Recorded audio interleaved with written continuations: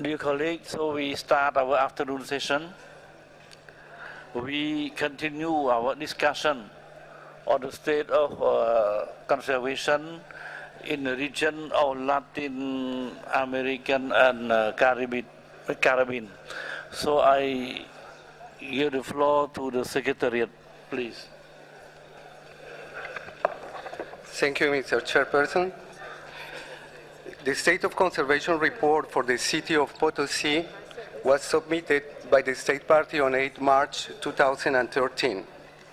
The report can be found in document 37-7B addendum. The State of Conservation report has been proposed for discussion by the World Heritage Center and the advisory bodies, taking into consideration that the unstable situation at the Cerro Rico may be conducive to its potential inscription on the list of World Heritage in danger. A reactive monitoring mission is requested and a report therefore proposed for 2014 instead of 2015. The state parties submitted the final retrospective statement of outstanding universal value for the property. This statement is submitted for approval by the committee at the present session under item 8E of the agenda. No additional information has been received from the state party. The draft decision proposed can be found on page 175 for the English version and page 186 for the French version. ICOMOS would like to make some comments on this report.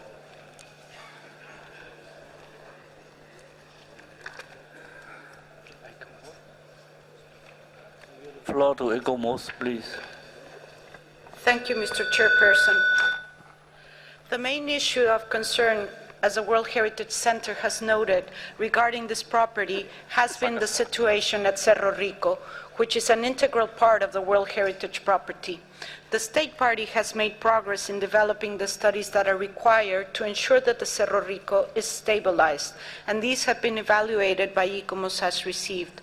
Notwithstanding, we haven't received a time frame for when the studies will be completed and when the recommendations developed so far will be implemented, despite the fact that 4 high-risk areas have been identified.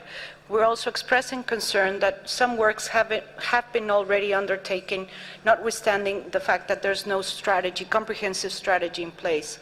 In addition to the issues of Cerro Rico, other problems have been underscored for this property, including the management arrangements and the conservation of built heritage. Given the limited information that is available in this respect, the World Heritage Center and ICOMOS would recommend that the committee consider that a reactive monitoring mission to the property be carried out, so the conditions can be comprehensively evaluated and we can ascertain whether there are ascertained or potential dangers to the outstanding universal value of the property, and most importantly, whether these potential threats would warrant consideration for inscription on the list of World Heritage in danger. Given these pressing concerns, we are recommending that the committee consider the state of conservation of this property at its 38th session. Thank you.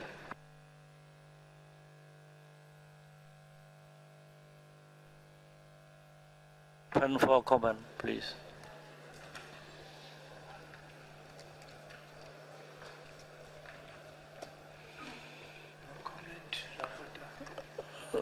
Please, rapporteur, please, no comment. Merci, Monsieur le Président. On n'a pas reçu des amendements sur la décision 37-7B-91. Donc, vous pouvez procéder à l'adoption de la décision proposée par le secrétariat. Merci, Monsieur le Président. J'invite les membres du comité pour adopter le projet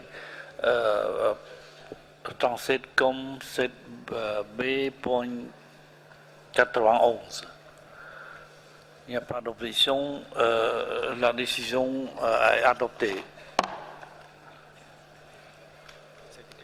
Secrétariat, oui, nous continuons. Thank you, Mr. Chairperson. The Secretariat would like to open one of the sub-reports that has been submitted. is not included in the list for discussion, but the Secretary and advisory bodies consider important to provide additional information to the distinguished members of the committee regarding the conservation measures taken by the state party with regard to this property. The conservation report for Tiwanaku was submitted by the state party on 8 March 2013. The report can be found in document 37-7B addendum. After the submission of the stock report, the state party submitted on June 2013 a first draft of the conservation measures to be implemented at the property within the framework of the Japanese Funding Trust project for the preservation of the World Heritage. The conservation plan is being designed by the Ministry of Culture and local communities on the basis of the recommendations made by the international expert groups which met in August 2012. The new director of the SIAT, which is the coordinating body for the site, will be appointed in the following weeks, as we have been informed during the session. The draft decision for this property can be found on page 175 for the English version and page 186 for the French version. Thank you, Mr. Chairman. Some comment? Thank you, Mr. Chair. As noted by the World Heritage Center, the general criteria for the development of the conservation plan for the property was recently submitted. ICOMOS welcomes this development and will submit its review to the state party in timely manner. We would also like to acknowledge the generous contributions made by the Japan Funding Trust to support the implementation of conservation actions. We consider that the identification of criteria for the conservation plan is an important step in addressing long-standing concerns, mainly related to the lack of management plan for the site, as well as conservation policies. However, given that these are very recent developments, we are requesting that the finalization of the conservation plan is carried out, as well as a process to establish the buffer zone. With the expected updated progress report requested for 2014, we would be able to better identify with the state party the required actions and timeframes required to address conditions that currently jeopardize the conservation of the attributes of the property. Thank you.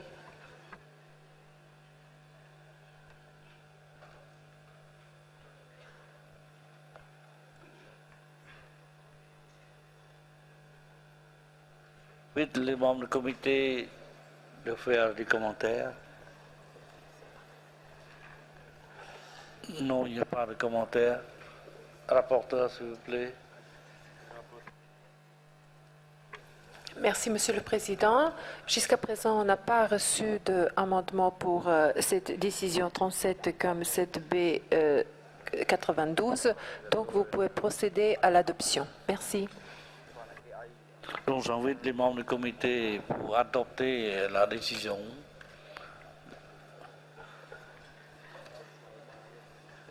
La décision 37 comme 7B.92.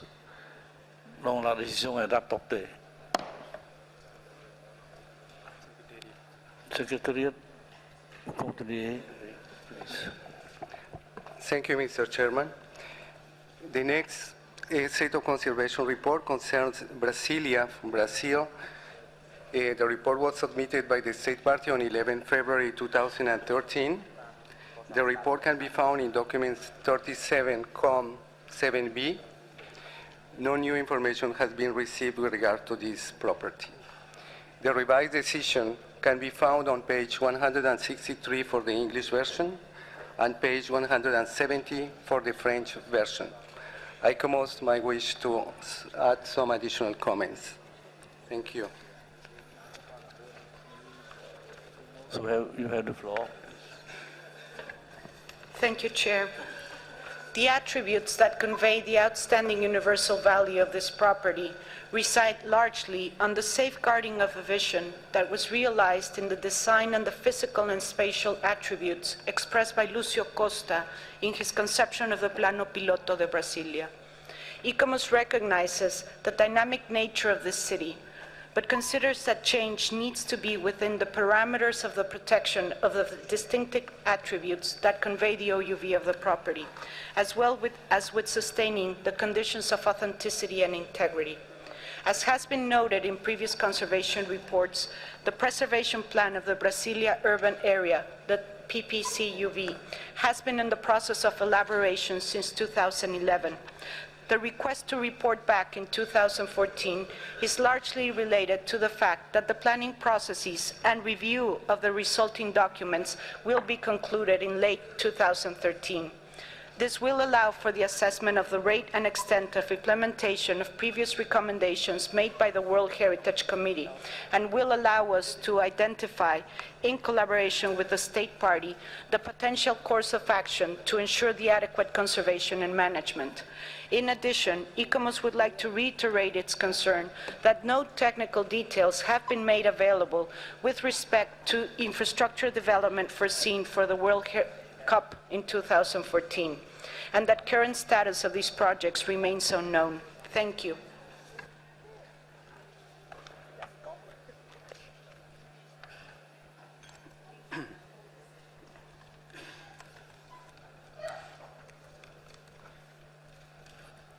Comment, s'il vous plaît.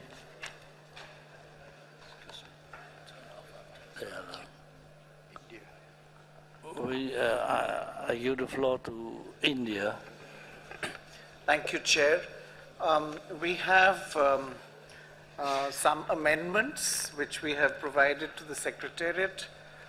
We'd be very grateful if they're placed on the screen, because that will allow us to elaborate on it and the reasons for those amendments. Thank you, Chair. Does anybody else have any comments? Any more comment, please? Go to the rapporteur. Rapporteur, please.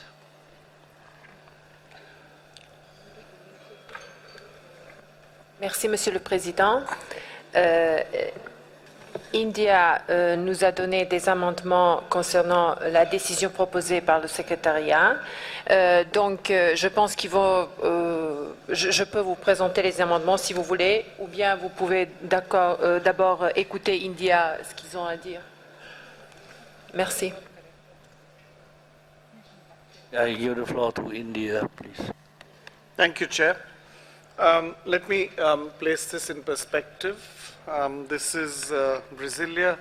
This is going to be an extremely important time for Brazil, and in fact for the rest of the world, the Olympics, the World Cup, this is all happening.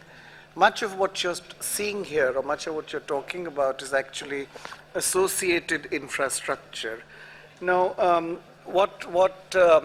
the changes are that, yes, we request the state party to submit under paragraph 172 of the operational guidelines by the 1st February 2014 the proposals for infrastructure development. I mean, this is really the key, and this is what was asked for at the stadium itself and the surrounding areas. Secondly, the state party to submit to the World Heritage Center by 1st February 2015 an updated a progress report by 2014 and an updated report on the state of conservation by 2015. Now, for us, and I believe we should give the floor to Brazil to confirm this, elaborate this. This is more realistic. This is something that can be done, and this meets the requirements of, I believe, the advisory body. I noticed the advisory body nodding her head, and the World Heritage Center. But I would request that the floor be given to Brazil, and they would be able to elaborate on this. Thank you, Chair.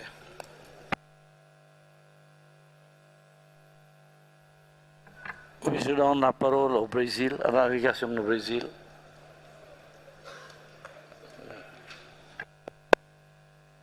Can you hear me? Hello? Yes? Okay. Thank you, Mr. Chairman. Mr. Chairman, With regards to the preservation plan of the Brazilian urbanarium, this is being currently under review by the Brazil's Heritage Authority in order to guarantee that the attributes that convey the OUV are preserved in this plan. Of course, after this revision is concluded, this is going to be a bill that's going to be presented to the local legislative body. So because this is a process underway, we would be in a difficult position to provide a final review by 1st of February 2014. So this amendment would allow us to make a progress report in 2014 and a final one in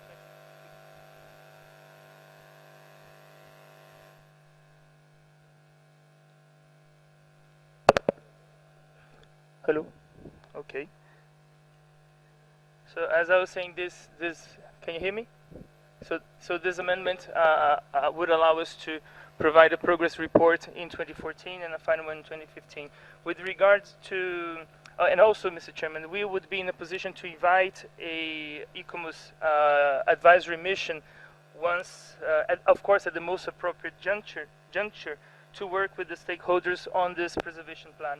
With regards to the proposals on infrastructure development of the stadium and the public transportation system, the Heritage Authority already has the plans that were presented by the local government, and we are ready to submit them to the World Heritage Center for review by ICOMOS. Mr. Chairman, just since I have the floor, just to conclude, I'd like to inform you and the committee that yesterday the Director General approved the inscription of the architectural archives of Oscar Niemeyer. Can you hear me? So, yesterday the Director General. Hello? Can you hear me? No? I can't speak closer to what I'm already speaking.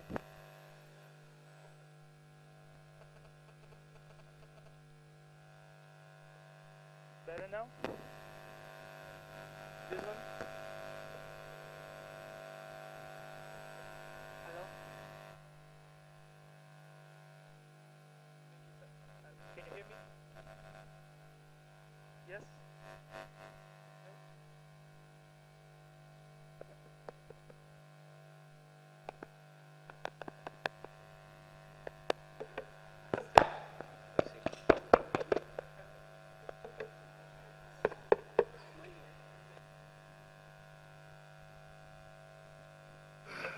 Thank you, Colombia, our distinguished neighbor.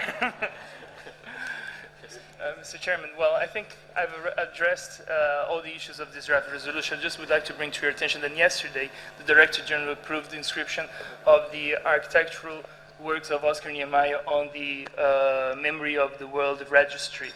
And last year, Oscar Niemeyer passed away at the age of 104 years old in this last December. So this is also another recognition of UNESCO for the outstanding work of this architect. Thank you very much.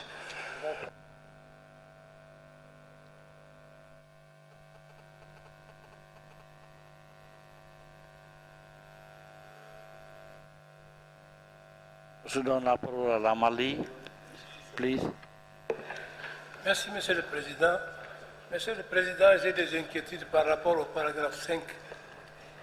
Au paragraphe 5, où il est proposé de... On ne parle dans ce paragraphe de donner, si vous voulez, la situation sur la réalisation des infrastructures. Moi, je pense que le tournoi est prévu en juin 2014. Et j'ose croire également que pour la réalisation d'infrastructures de ce genre, 2 à 3 mois ne suffisent pas. Donc, je pense que ce paragraphe-là, je ne sais pas s'il faut le maintenir ou pas. S'il faut attendre février 2014 pour donner des renseignements sur des infrastructures devant être utilisées en juin 2014, est-ce que l'État participerait d'amples informations par rapport à cela, la réalisation des infrastructures? Est-ce que les infrastructures n'ont pas été déjà réalisées?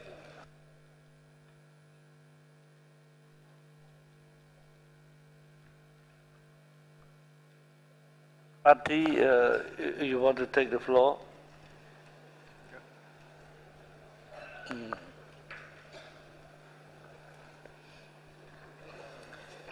Thank you. Thank you once again to the delegation of Colombia. Actually, Mr. Chairman, the main stadium is already ready, and it's already hosted the opening of the Confederations Cup just the evening of the beginning of the World Heritage Committee. Of course, the stadium is ready, but the infrastructure surrounding its stadium is still to be put in place. The projects are ready, and they were not ready when we submitted the State of Conservation report on 1st of February this year, but now they are, and we are ready to submit to the World Heritage Center for ECOMA's review. So we're fine with the wording as it is. Thank you.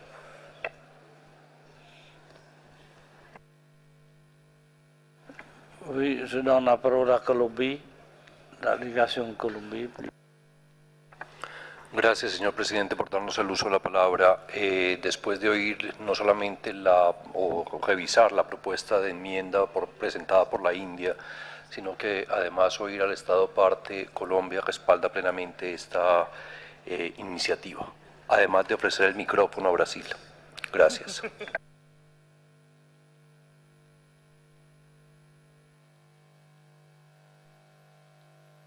Comment, please.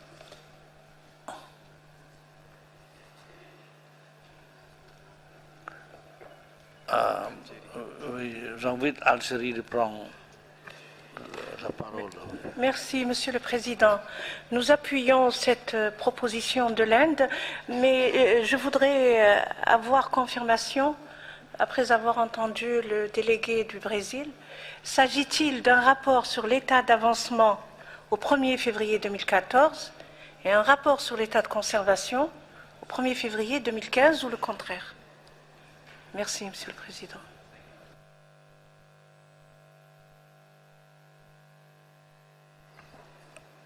India, I think maybe India would like to take the floor. Thank you, Chair. I think this has been clarified, that you would have a progress report, an updated progress report in 2014 and the State of Conservation report in 2015, but let me ask Brazil to confirm that. From the reading of the paragraph, this is our understanding, and this is what we are ready to do. Thank you.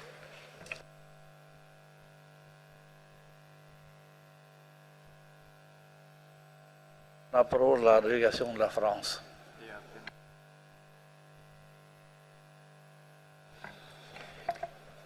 Merci, Monsieur le Président. La France remercie le Mali pour sa question.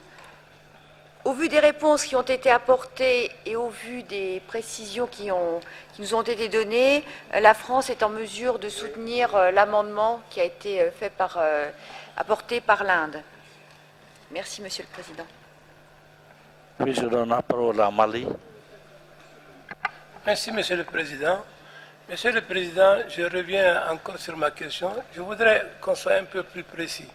Selon le distingué représentant du Brésil, le stadium a été déjà réalisé. Donc, il s'agit de revoir, de relire le paragraphe 5. Il ne s'agit pas des propositions de développement d'infrastructures au stadium, mais le développement des infrastructures autour du stadium. Ce n'est pas sur le stadium même. Le stade a été déjà réalisé. Il s'agit des alentours, si j'ai bien compris. Sinon, nous adhérons parfaitement à la proposition de l'Inde.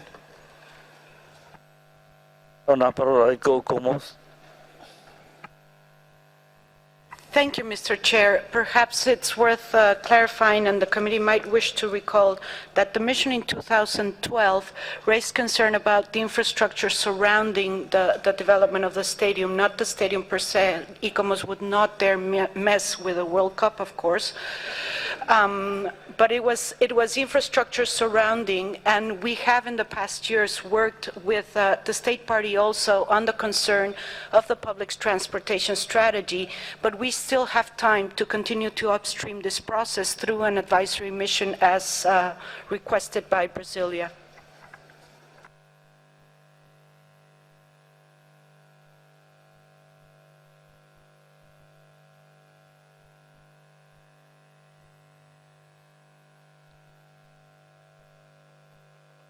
Rapporteur, please.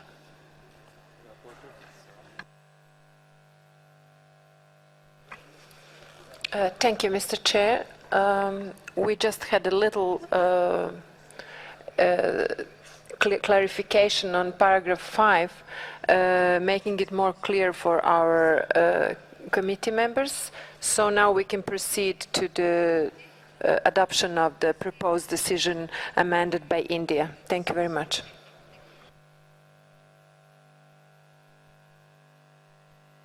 There is no objection. So j'invite les membres du comité d'adopter ce projet de décision. La décision est adoptée. Okay. Secrétariat, nous continuons. Oui.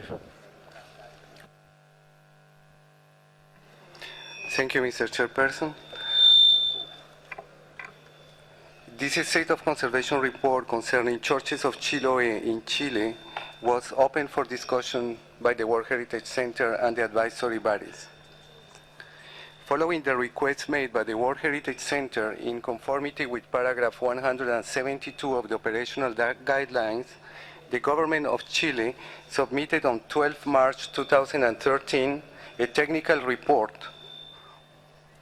on the construction of a shopping mall at Castro area, near to the San Francisco Church, a component part of the serial property of Churches of Chiloé.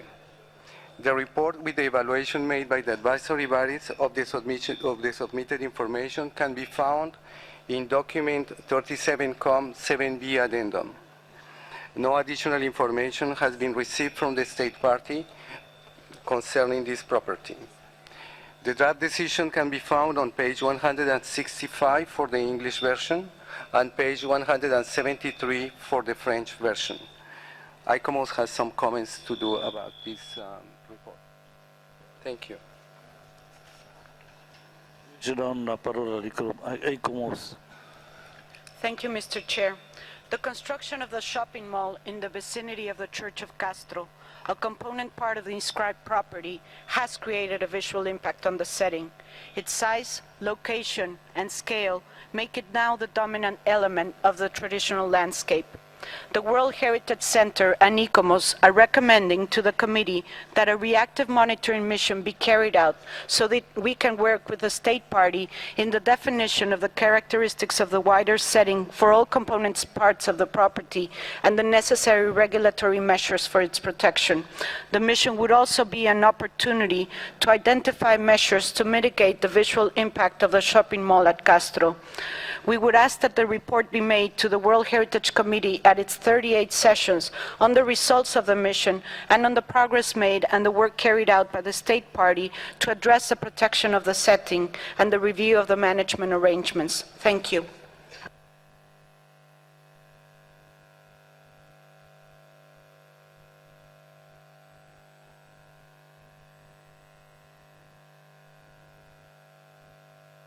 Please, les commentaires.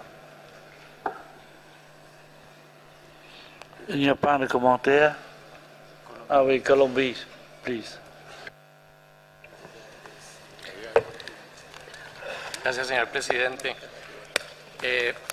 Sobre este punto, quiero mencionar que primero hemos presentado algunas enmiendas al proyecto de decisión, las cuales pues usted me indicará si procedemos a explicarlas en este momento o más adelante. Si fuera este el momento, entonces permítame señalar, señor presidente, que el Estado parte reitera su convicción respecto a la utilidad de las misiones de expertos, por supuesto, en un marco de objetividad técnica donde sea el análisis directo en el lugar del sitio en cuestión el que determine las conclusiones y recomendaciones, sin o evitando de esta manera prejuzgar sus resultados o anticipar sus recomendaciones hasta que ésta no sea realizada.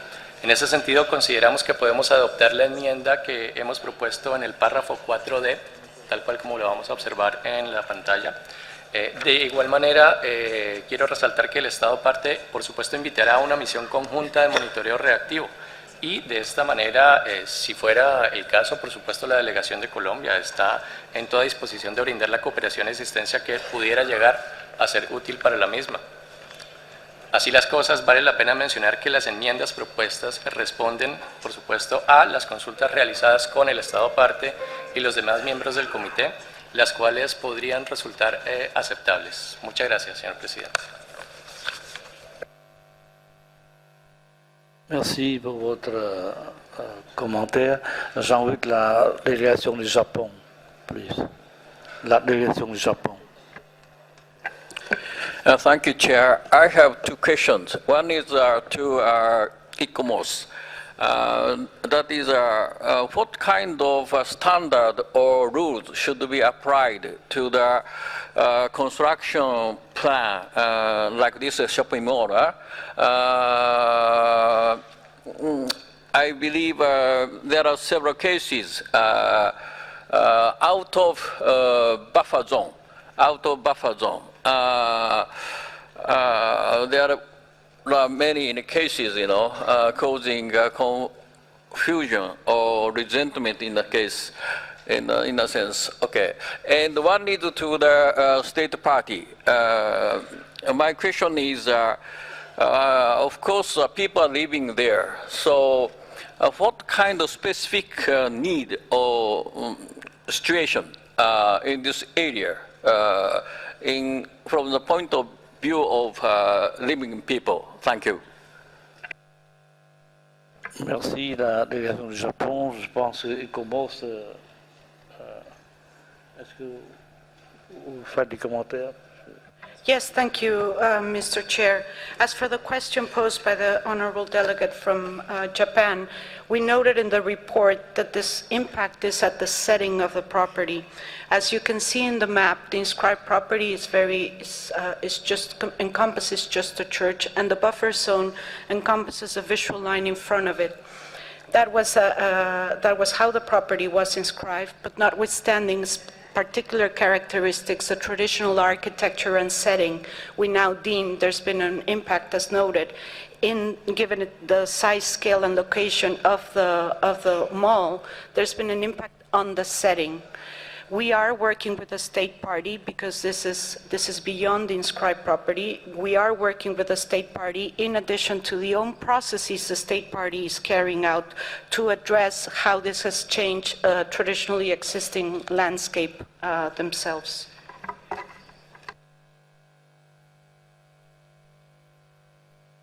Any more comment, please?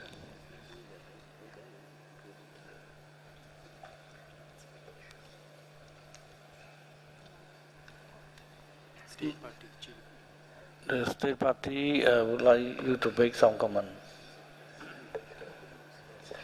Gracias, señor presidente. Frente a la pregunta que se le realiza al país, señalar que Chiloé es un archipiélago. Las 16 iglesias inscritas en esta como sitio patrimonio mundial son parte de este archipiélago. La comunidad hoy día está desconectada del territorio nacional. Por lo tanto, a nivel local se nos ha hecho llegar una consulta ciudadana que da un fuerte apoyo y respaldo al tema del centro comercial.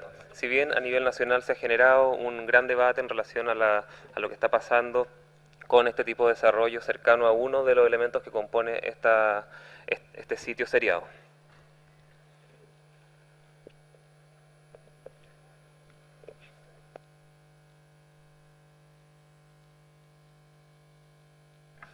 If any other comment, please.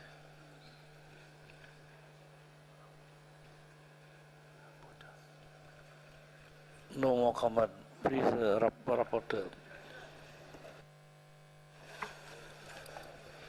Thank you, Mr. Chair.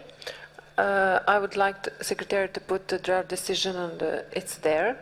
Thank you. The decision 37-7B amended by Colombia is in front of you. So we did not have any changes in paragraph number 1, and number 2. In number 3, we have a proposed amendment by Colombia.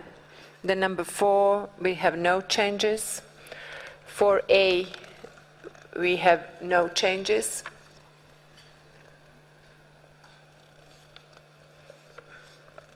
And at paragraph 6, we have changes.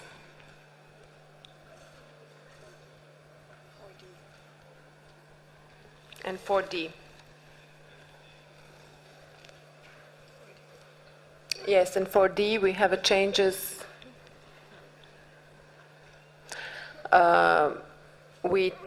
Colombia took out the part that explains what was the measures taken and asked by ICOMOS. Thank you, Mr. Chair.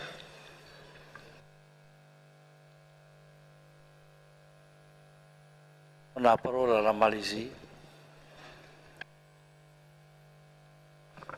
Thank you, Chair. We welcome that the state party would like to work together with the advisory bodies and would welcome a reactive monitoring mission. Thank you.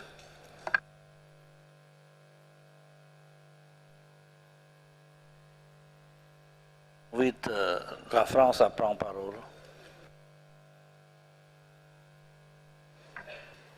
Merci, Monsieur le Président. Dans la mesure où les immeubles dépassent la hauteur prévue par la réglementation en vigueur, y a-t-il des procédures en cours au niveau national? Merci, Monsieur le Président. Oui, je pense que c'est une question à l'État parti ou à l'ICOMOS. À l'État parti. Ah oui, l'État parti.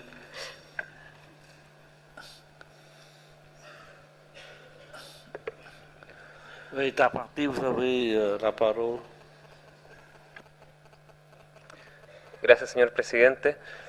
Nuestra Contraloría General de la República ha detectado algunas materias que serían a considerar como eventuales irregularidades y eso se está analizando por parte de los tribunales de justicia de nuestro país. Son procesos en curso y nosotros estamos esperando las resoluciones judiciales para poder ver a nivel de Estado qué medidas tomar en relación a este caso.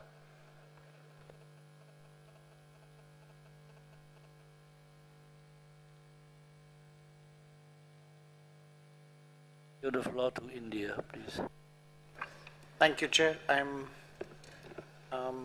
not questioning the decision, the draft decision or the amendments.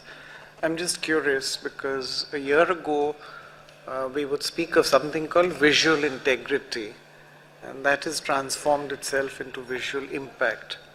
I'm not clear on what either of them means and how it is measured or judged. I would imagine that if you want to mitigate something like the visual impact, you would need to define what is the visual impact. And there would need to be an agreed methodology which is agreed upon by the committee, reflected in its guidelines in some form or the other. Secondly, is this within the buffer zone? Is this within the property? And if it is not within the buffer zone, if it is not within the property, is there a legal basis for what we are doing? Is there a legal basis to look at a convention, meaning from the convention's point of view, of requiring a state party to carry out certain actions? And this is a legal question. So I'm not asking for an immediate answer because I believe that a lot of discussion has taken place. But I would imagine that the legal answer would be, well, actually we don't.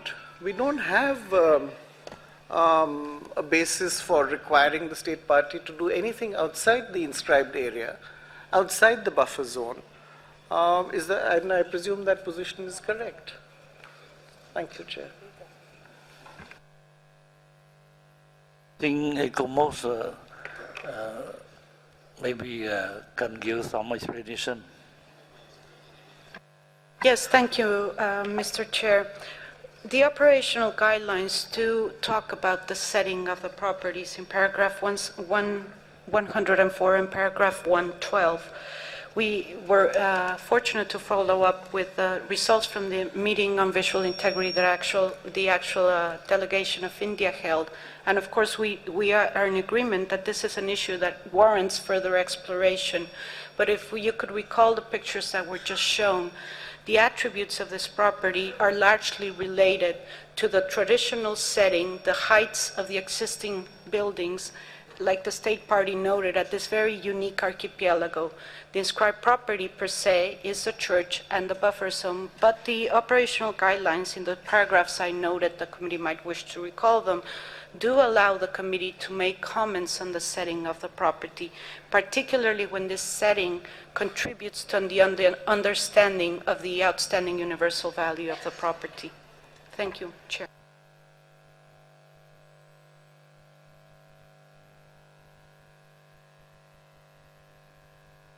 Lange. Thank you, Chair. I would imagine that all of what you, all that the committee can do or should do should be based on what is inscribed. And if the inscription does not refer to the setting, then clearly what you are doing at a later date is a subjective assessment, a subjective decision. As the representative from ICOMOS pointed out, the most conclusive recommendation of the visual integrity workshop was that there is no conclusive recommendation. So you're treading in areas that are open to interpretation. The state party could have one, the advisory body could have another. So I think we need to tread carefully. I see the point. I see the broad point about settings. But nowhere is this described in the inscription. This is all ex post rationalization that is being done. But since there is a dialogue between the state party and the advisory body, and I presume the World Heritage Center, I would not venture further into it, but you will have situations where the state party will contest what you are saying about visual impact.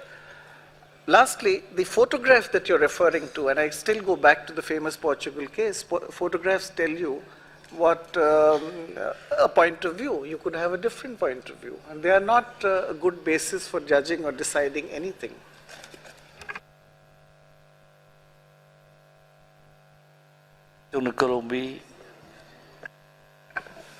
Gracias, señor presidente. Recuerdo perfectamente en este momento las discusiones que se llevaron a cabo en la 36ª reunión de este comité, justamente en el proceso de inscripción de Río de Janeiro. Y también me gustaría recoger parte de lo que se ha comentado en esta sesión por parte de Camboya, de República Dominicana, de Japón, incluso de la India, que creo que demuestra una vez más esa necesidad de mirar los temas de los paisajes históricos urbanos, los impactos que tienen estos nuevos desarrollos sobre áreas consolidadas que muchas veces pueden estar incluso fuera de esas zonas de amortiguamiento, pero que tienen un impacto visual importantísimo y definitivo en los bienes. En ese sentido, pues recojo también esa iniciativa que ha puesto el señor Francesco Bandarín en varias ocasiones de trabajar sobre el tema de paisajes históricos urbanos, que creo que es absolutamente necesario. Gracias.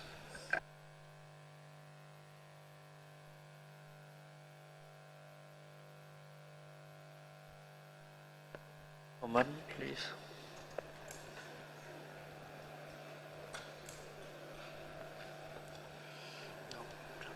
The rapporteur, please.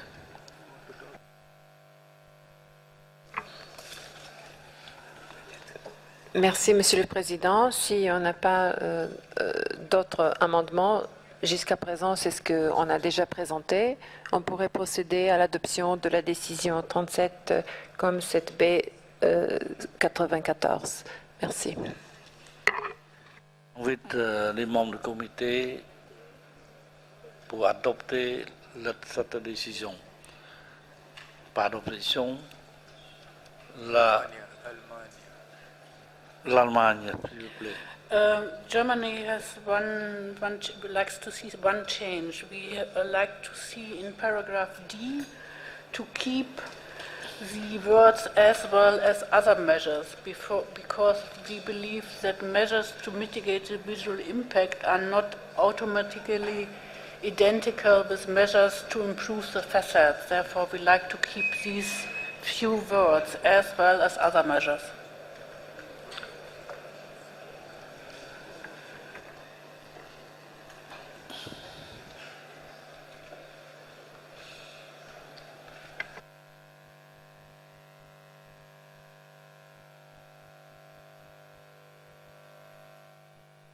Everybody agree with this amendment? If agree, we can adopt the whole amendment.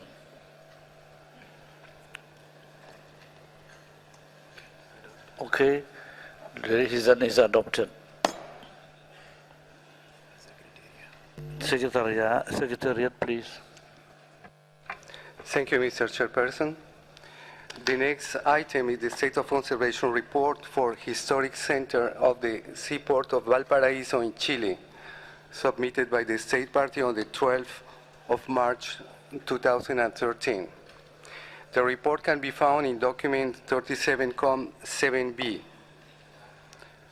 After the submission of the SOC report, the Secretariat has received the following additional information. On 16 March 2013, the World Heritage Center received a letter from the Association Puerto para Ciudadanos, signed by approximately 3,500 citizens of Valparaiso, denouncing the lack of civil society participation in the decision-making process. On 12 June 2013, information from Valparaiso citizens raising attention to the risk for heritage, particularly for archaeological findings. Finally, on 18 June 2013, the World Heritage Center received a letter from the Ministry of Foreign Affairs of Chile inviting to an advisory mission at the property. The World Heritage Center would like to highlight the spirit of cooperation and commitment expressed by the Chilean authorities with regard to the implementation of the required conservation measures for the property. The draft decision can be found on page 163 for the English version and page 167 for the French version. ICOMOS has some additional comments. Thank you, Mr. Chairman. Thank you, Mr. Chair. The attributes that convey the outstanding universal value of the property have been maintained to date, and the state party should be recognized for the effort made. However, there are current projects and other at planning stages that could potentially threaten the conservation and protection of those characteristics that we deem to be outstanding.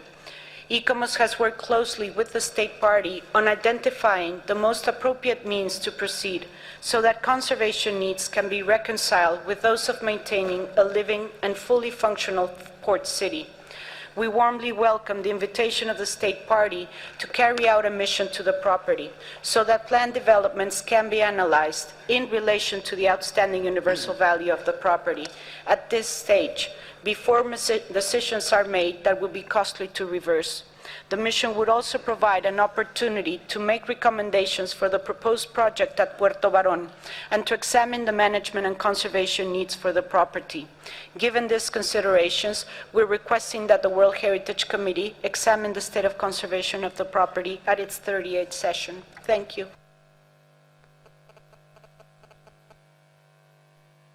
Any more comment, please? Colombia, you have the floor. Gracias, señor presidente. Las modificaciones al proyecto de decisión que ha propuesto la delegación de Colombia tienen como elemento central la invitación, como ya lo señaló el representante de ICOMOS, la invitación hecha por el Estado parte a realizar una misión asesora lo antes posible, por supuesto, para evaluar el estado de conservación del sitio de manera conjunta. Esta invitación la interpretamos como una positiva señal de cooperación del Estado parte concernido, la cual es resultado de un amplio esfuerzo, por supuesto, para alcanzar el consenso. Para ello, se ha dialogado con las partes interesadas, así como con el órgano asesor y el Centro de Patrimonio Mundial, alcanzando un texto que resulta aceptable de acuerdo a la manera como vamos a ver más adelante las enmiendas. Vale la pena mencionar que las acciones que se están adelantando en el sitio de Puerto Barón obedecen justamente o están en perfecta concordancia con el plan de desarrollo del sitio, tal cual como fue aprobado por el comité hace unos 10 años, de acuerdo con el expediente original, teniendo como objetivo, por supuesto, garantizar la integridad y autenticidad del mismo. De esta manera, el Estado parte, como ya señalé, ha formalmente invitado, y tenemos copia de las cartas circuladas a la misión de asesoramiento, la cual se realizará lo más pronto posible, por lo cual consideramos que podemos proceder a la aprobación de las enmiendas y revisar el punto nuevamente en una próxima sesión del comité. Muchas gracias, señor presidente.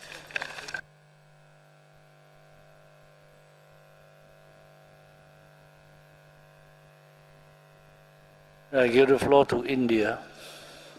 Thank you, Chair.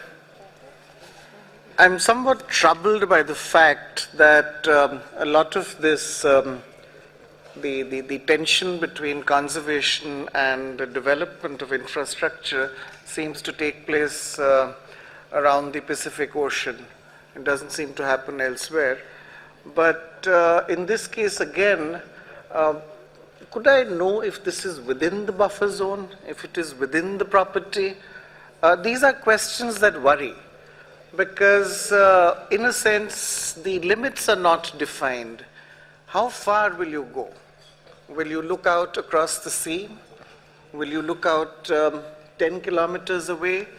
Meaning, how far do you need to go beyond the defined areas, the legal areas of the ambit of the World Heritage Convention? So, could I get a clarification on that?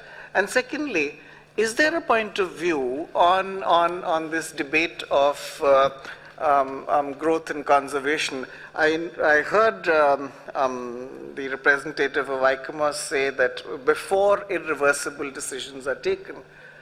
Well, supposing you ask the state party to delay or to stop construction, and you go through a study, and 2 years later you come back and say, well, actually it's all right, it's just all right, but you've held up expensive infrastructure. Who's going to bear the cost of delay, of deferment?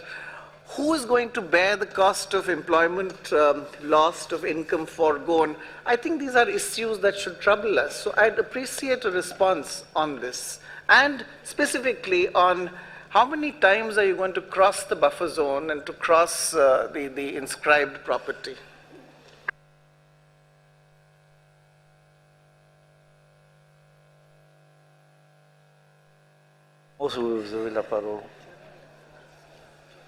Thank you, Mr. Chair. In response to the question made by the honorable delegate of India, there's no recipe that will fit all sites. Every site gets analyzed in relation to the specific attributes that warranted inscription on the World Heritage List. In the case of Valparaíso, the committee might wish to recall that Valparaíso is one of the leading commercial ports, and it is its role as a port and its setting in an amphitheater shaped like that was one of the attributes that contributed to the understanding of the property and the ability of the property to convey its OUV. These conditions of integrity related to location and setting, and also in terms of authenticity, have been crucial in the work we have been doing with the state party in upstreaming the decision-making process. The point of working directly with the state party through the advisory mission is precisely to come to an agreement what the limits of the design will be. Before buildings come up and then presented that are raised to the attention of the committee that are judged detrimental to the property. The state party has worked and collaborated closely with us so that we're not in a position where we start saying this is detrimental. Valparaíso, as I noted before, is a living, fully functional port. The challenge is how do we maintain those attributes of OUV within the limits of change. And then I think other states parties were asked for the floor. Thank you.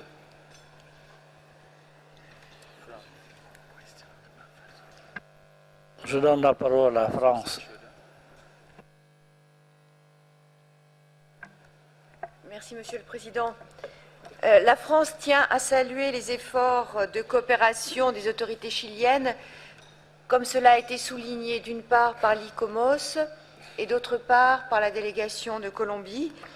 Elle encourage donc vivement la venue d'une mission consultative en parfaite liaison avec les autorités chiliennes.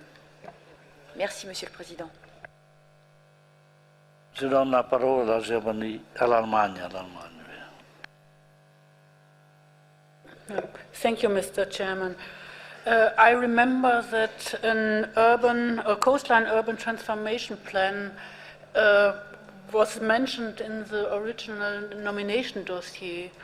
I'd like to ask ICOMOS and the state party what was mentioned at the time of, or what was decided at the time of inscriptions concerning to this coastline urban transformation plan. I suppose it is the same which we are confronted now. I suppose it is the same. Now we are confronted with the realization of this conservation of this coastline urban transformation plan. Is that right?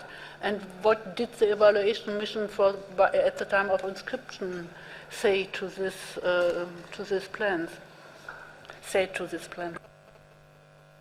I invite the state party to give information, please. And after that, I think ECOMO will make a comment. Yeah.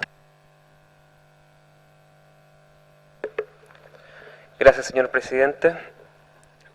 El plan presentado en el dossier de denominación en el 2001 para la zona costera contemplaba los mismos proyectos que se están realizando hoy día en términos de la ampliación de los terminales y también en términos de la zona Barón, que es la que nos convoca ahora, referido a un área de recuperación de frente costero para la ciudadanía. Recordemos que el desarrollo de Valparaíso ha ido destinando esas superficies para fines portuarios y hay una voluntad que ya lleva más de 10 años por devolverle a la ciudad un frente costero para uso público con servicios, turismo, comercio en la zona de Barón. Eso es lo que aparecía en la postulación del 2001 y eso es lo que el Estado parte está llevando a efecto actualmente.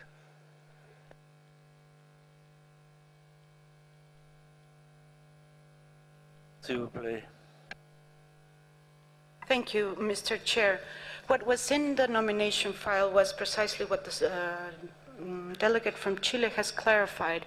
It was a notion that the area would be developed, and in the evaluation, ICOMOS recognized that this would continue to be a living and fully functional operational port.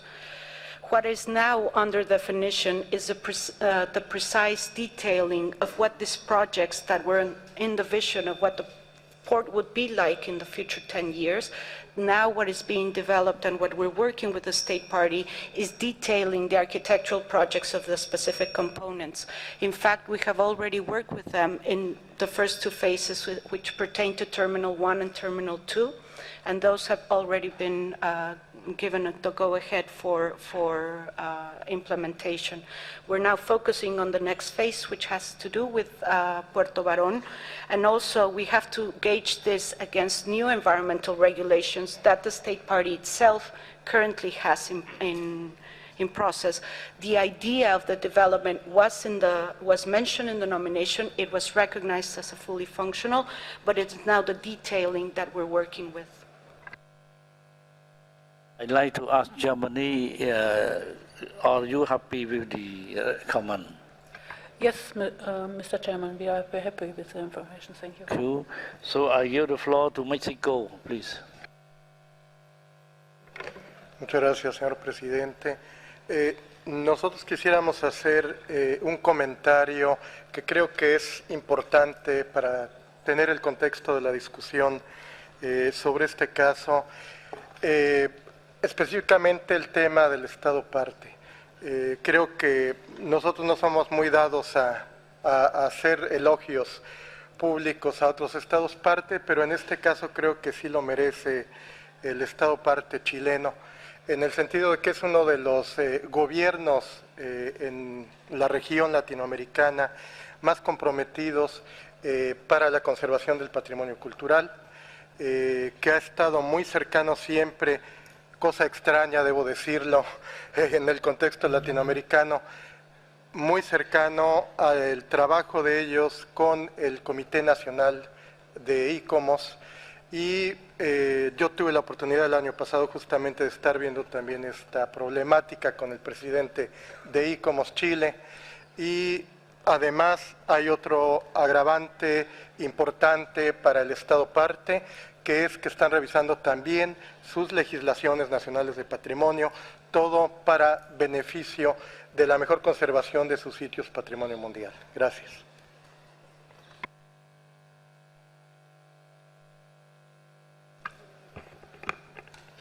I give the floor to India, please. Thank you, Chair. Just a brief comment.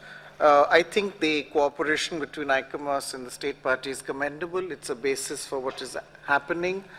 I am just apprehensive of a situation, hypothetical situation as of now, where ICOMOS and the state party are not in agreement. And then what happens? Because legally I would imagine and believe that it's the state party. Morally, I would believe it's the state party which probably knows the interests of the state, of the country, and of its people. So in this case, I'm fine, but I would just look ahead, hopefully to cases that do not happen, where there is a divergence of opinion. And my sense is that in that case, it is the state party's sense and judgment that would prevail. Thank you.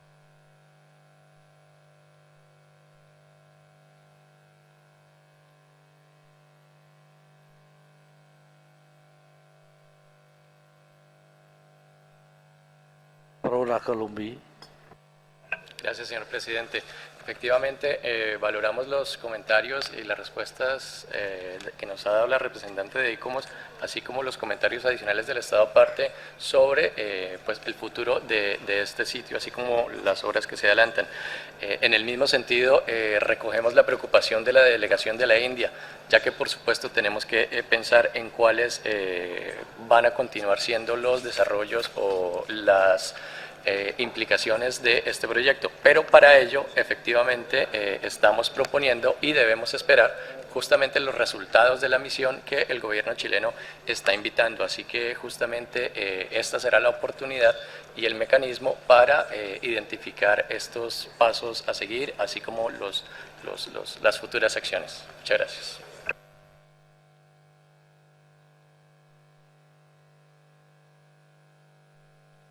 Je donne la parole à la délégation de la Suisse. Merci, Monsieur le Président. J'aimerais juste me permettre une petite remarque, parce qu'à notre avis, ce qui est important à juger dans chaque cas, et dans chaque cas individuellement, est l'impact d'un projet sur le bien inscrit sur la liste du patrimoine mondial, et donc sur sa valeur universelle exceptionnelle. Les questions soulevées par l'honorable délégué de l'Inde, par exemple si l'État partie est d'accord ou pas avec ce jugement, sont peut-être pas si décisives que ça, parce que c'est une question technique finalement, scientifique aussi, de pouvoir juger si un projet, une infrastructure, une autre intervention a un impact négatif sur un bien inscrit sur la liste du patrimoine mondial, et c'est la Convention qui nous oblige de protéger ces biens dans tous les cas. Merci, Monsieur le Président. More comment? Je donne la parole à la délégation de la Thaïlande. Thank you, Chair. We find it difficult for the committee to ask for the state party to hold any construction, and that's the reason why Thailand is go along with India in their intervention, and also wish to support Colombia in the proposal. Thank you, Chair.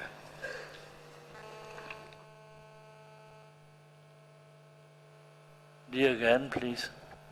Thank you, Chair. I just want to point out that there is no scientific basis or even non-scientific basis for establishing the impact, the visual impact, and that is precisely the problem that we have been struggling with.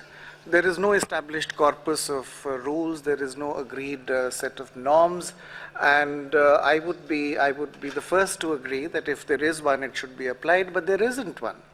Secondly, since the legal advisor has not participated in the discussion so far, it may be helpful or it may not be helpful for the legal advisor to tell us just where the limits lie. Is it the inscribed area? Is it, if I have a property on the border with my neighboring country, can I compel my neighboring country to destroy its cell phone towers? Thank you.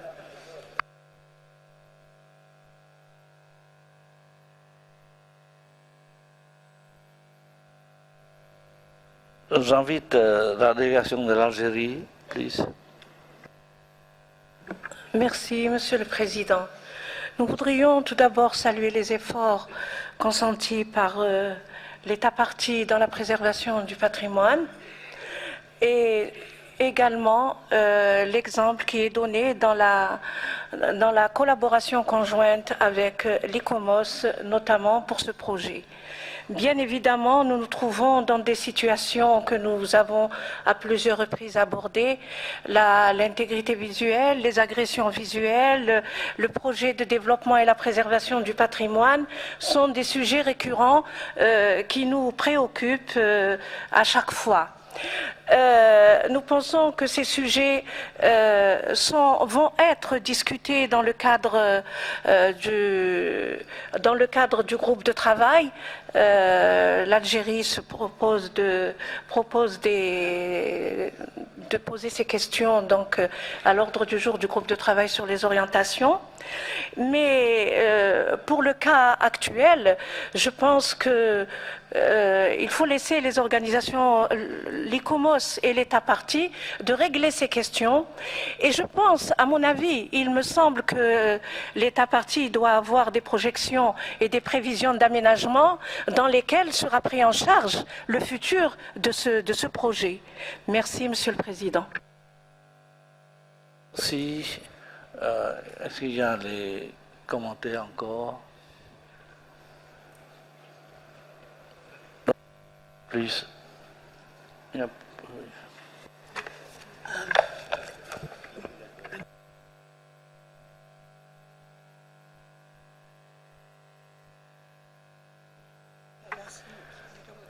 Thank you, Mr. Chair. We can proceed to the adoption of the decision. As we heard here, we received the amendments of Colombia.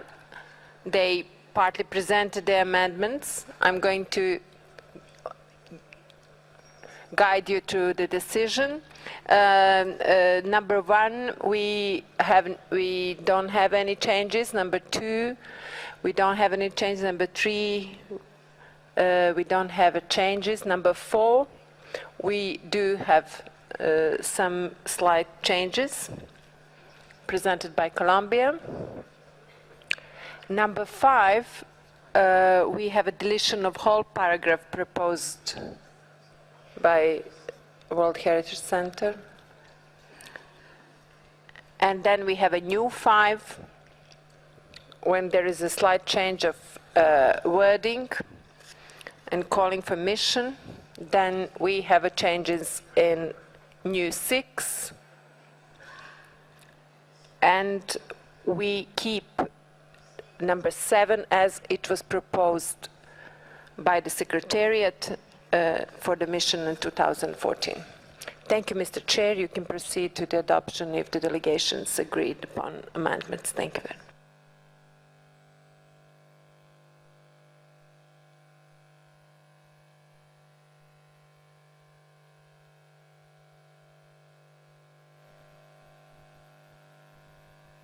Révisé est déjà présenté.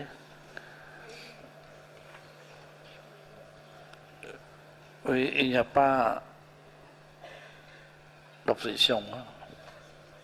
Donc j'invite le membre du comité d'adopter la décision. Pas d'opposition. Maybe can I make a comment? Yeah, please.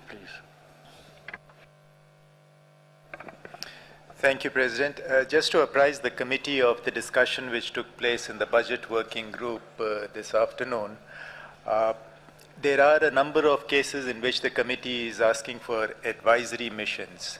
Now, these have not been factored into the budget proposals of the advisory bodies, and perhaps it might be good, for clarity's sake, to include in the decision advisory mission to be financed by the state party, because otherwise there is no budget to undertake such advisory missions within the budget of the World Heritage Fund. So, Mr. President, I would recommend that you just add the words to be funded by the state party.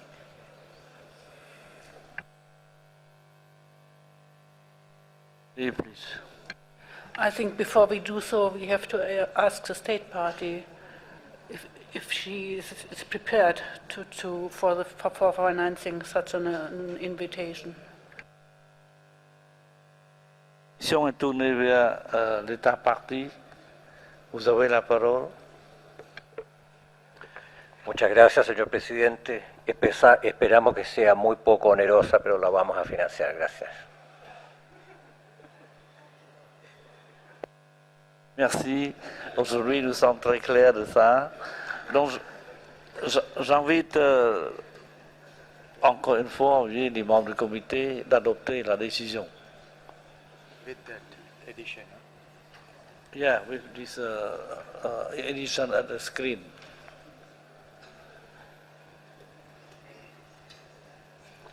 Okay, adopt. Donc, la décision est adoptée. Secretariat, please. Thank you, Mr. Chairman. We are now going to deal with the State of Conservation report submitted for the city of Quito in Ecuador, which was submitted by the state party on 31st January 2013.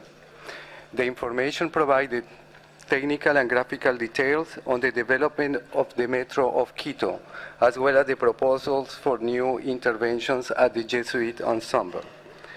The report can be found in document 37Com7B. The World Heritage Center has also registered additional information received by the state party after the submission of the State of Conservation report. The 22nd May 2013 and the 4th June 2013, the state party sent 2 letters with additional information containing a summarized heritage impact assessment regarding conservation, environmental, and social aspects linked to the Metro of Quito. By the same letter, the government of Ecuador invites the World Heritage Center to organize an ICOMOS advisory mission to provide guidance on the conservation plan, including management arrangements for the property. Following consultations among the advisory bodies, the World Heritage Center and the state party, a revised draft decision is proposed for adoption. I turn to the advisory bodies. They would like to make some comments. Thank you. Thank you, Chair. Thank you.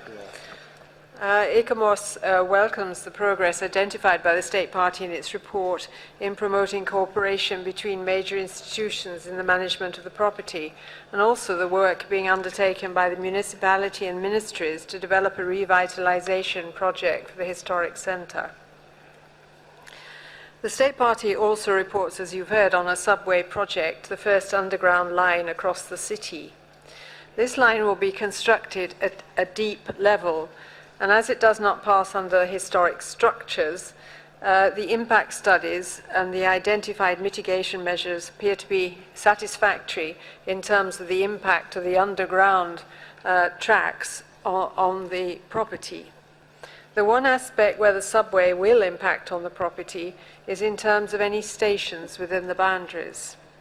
The recent additional information provided by the State Party suggests that 2 metro stations are being considered to serve the historic centre at Plaza de San Francisco and Plaza del Teatro.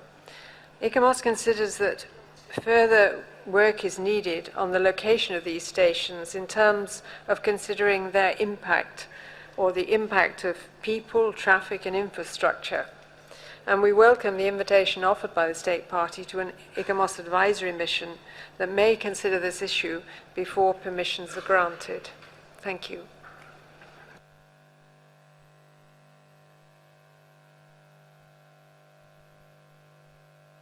I open for discussion. And Mali, you have the floor. Merci, Monsieur le Président. Monsieur le Président, pour une fois, nous avons la chance que les travaux n'ont pas commencé. Je pense que la solution est là. Il y a une proposition qui a été faite par l'ICOMOS à laquelle nous adhérons.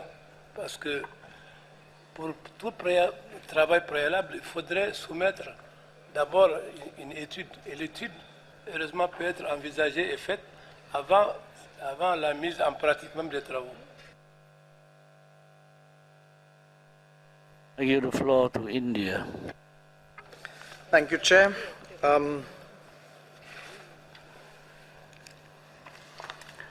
I listened very closely to what the representative of ECOMOS was saying, and I have the following comments. Firstly, historic city centers do not exist in isolation. They have a symbiotic relationship with the larger city around them. There are people who live there, people who work, people who travel, people who commute. So seeing this in isolation sometimes causes problems, and I think that's the point that ECOMOS has been making. But of course, people have to travel, and a metro is probably, if you can afford it, a very good way to travel because you ease pollution, you do lots of things. I'm not entirely in agreement with the distinguished delegate of Mali that we haven't started yet, so therefore there is no cost. Because costs escalate, and costs are not just the money that you spend, but the convenience foregone, the pollution that you keep incurring, all of these add to a cost which state parties in these hard and difficult times could do without. But I actually raise a larger question. Incidentally, I do want to point out that this, the document here refers to $1,386 million which would be spent on this. And although my mathematics is limited, that's close to $1.4 billion. And even if you defer it for a year or two, that's a lot of interest payments that you would need to have. But I have, and I welcome the collaboration between the state party and ICOMOS, the request for an advisory mission. I don't know if they still have the view that they should invite it after they realize they have to pay for it, and may even be criticized at the end of that. Now, I am on to the point, decisions that affect infrastructure. These cannot be taken lightly. These more than likely, and they do have a cost, they cannot be taken in anonymity. And this is the point that we've been trying to make, that ICOMOS, advisory bodies, if you are going to give recommendations to delay or to defer infrastructure or major projects, then you have to be far more open. You have to actually come out and say, these are the reasons, these are the people who have worked on it, and they were prepared for a debate and dialogue. Because you cannot take these decisions in, let me say, the shadows of the mind or the darkness. These are very important decisions.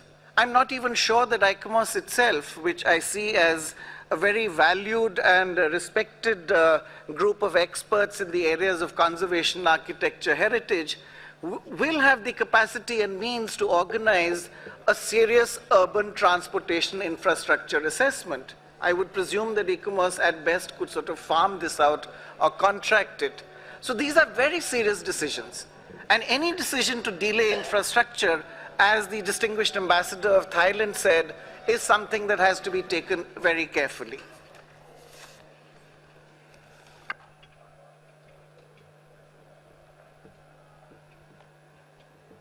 Please, you have the floor. Thank you, Chair. I wonder if I may comment on one or two of the points that have been made by the Honourable Delegate of India. As the intention is certainly not to delay this project, and that is not the intention in the minds of the State Party in suggesting and agreeing to an advisory mission. This project is at the point where the main line has been agreed, and ICOMOS has, of course, no problem with that. The State Party is in the position where it still hasn't yet finalized in its own planning system the precise locations of the stations for the historic centre. So there's an opportunity for a dialogue with ICOMOS in finalizing this process. So as far as I'm aware, there is no question of any delay or any additional expenses involved in this consultation.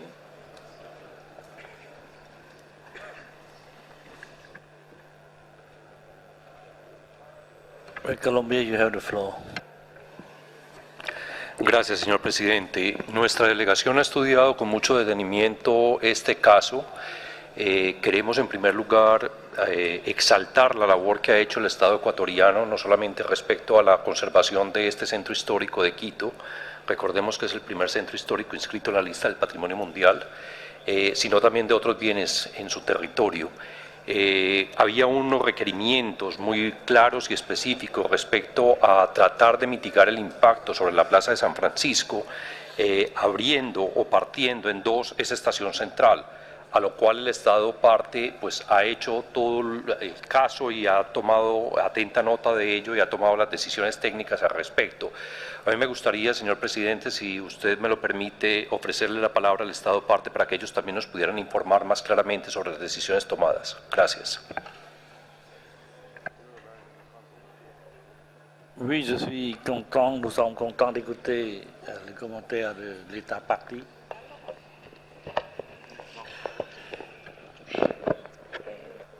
Gracias, señor presidente. Efectivamente, el Estado parte, el Ecuador, tiene en cuenta como política de Estado la conservación, la protección y la gestión de sus sitios patrimoniales, habiendo invertido durante alrededor de 6 años más de $500 millones para el efecto. El caso de Quito es de atención para el gobierno, para el Estado parte, para el gobierno del Ecuador. Efectivamente, un plan de revitalización está en marcha, sobre el cual se invertirán alrededor de $600 millones por el periodo de 4 años. Esta enorme inversión es justamente la demostración de la importancia que le da el Estado parte a la conservación y a la gestión del centro histórico de Quito, centro histórico vivo en este momento. Efectivamente hemos considerado, como dice Colombia, la necesidad de plantear una localización, una segunda localización de las estaciones del metro en el centro histórico para poder disminuir los impactos que la localización de la estación en la Plaza San Francisco le podría ocasionar al bien. Tenemos dos localizaciones, una en la Plaza del Teatro, que permitirá reducir a la mitad el impacto del tránsito de personas en la Plaza de San Francisco. Ambas estaciones permitirán servir a los habitantes de la ciudad de Quito y de su centro histórico de manera eficiente, y es un compromiso de la municipalidad y del Estado parte llevar adelante todas las acciones para reducir los impactos que puedan generarse por la construcción de esta obra tan importante, no solamente para el gobierno de la ciudad, sino para el gobierno nacional. El compromiso está dado, la inversión está también decidida por el gobierno nacional para la revitalización del centro, y vamos a seguir trabajando técnicamente, como hemos manifestado, con la misión consultiva a la que invitamos, para que podamos desarrollar de manera conjunta todas las medidas que se sugieran y que se puedan poner en marcha para, como dije, reducir los impactos que se puedan generar en el centro histórico de Quito debido a la construcción de la línea del metro de Quito.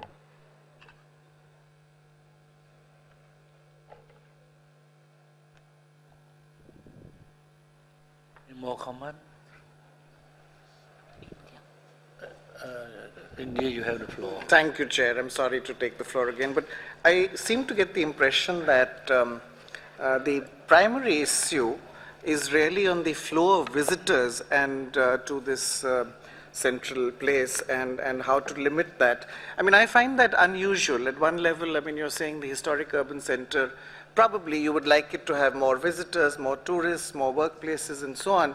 I mean, the parallel, if I put it, would be like requesting the city of Paris to close down the Bir Hakim metro station so that fewer people get to the Eiffel Tower. I mean, in some way, I think this is a decision that is probably very difficult. And if that is the only reason for this study, then I would imagine that the solutions already proposed by the state party are adequate, and we don't need to go through this. But Having said that, if the state party and ICOMOS have agreed to it, I notice that the financial arrangements are tied up. I'm sure there will be a cost. I'm sure there will be a cost of delay. Thank you, Chair.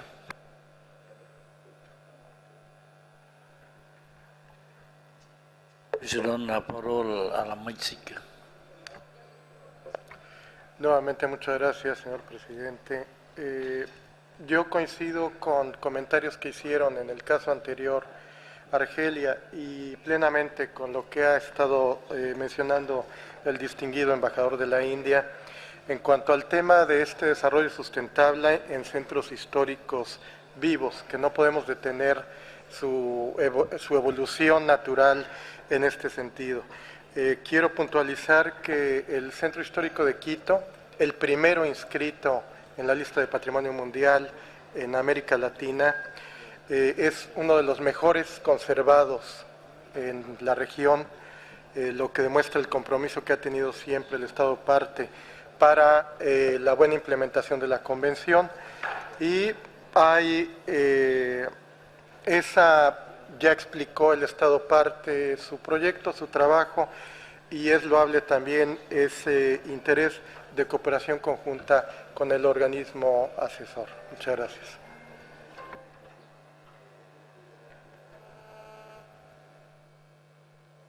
Any more comment?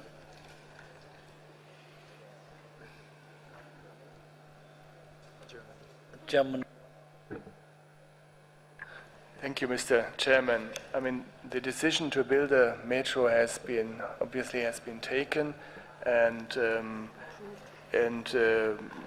the decisions so far taken are, I think, commendable.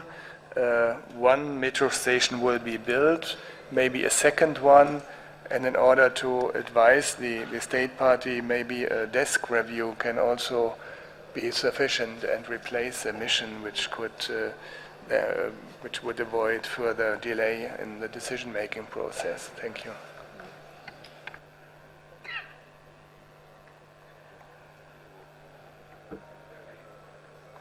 More is would like to make a comment, please.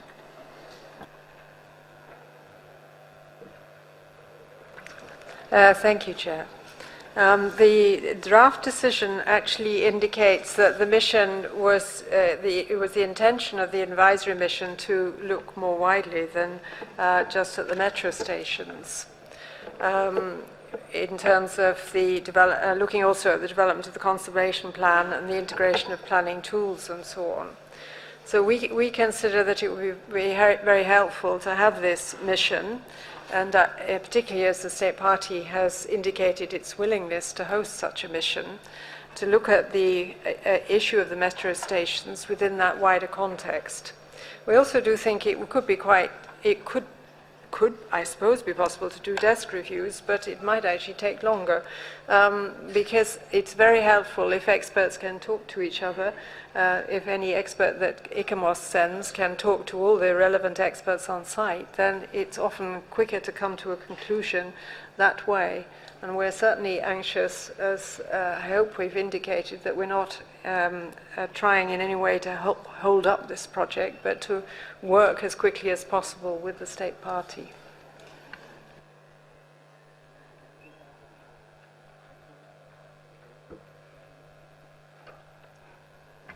Any more comment?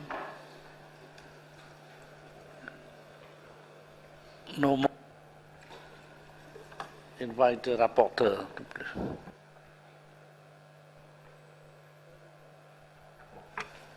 Thank you, Mr. Chair. I would like to have a draft decision on the screen, please. English and French. Draft decision as distributed this morning is in front of you on a blue paper, revised. So please, I think you had the time to look into it, and I think, Mr. Chair, that we can proceed to the adoption of draft decision 37-7B 97. Thank you. J'invite les membres du comité d'adopter la décision. Pas d'objection. La décision est adoptée.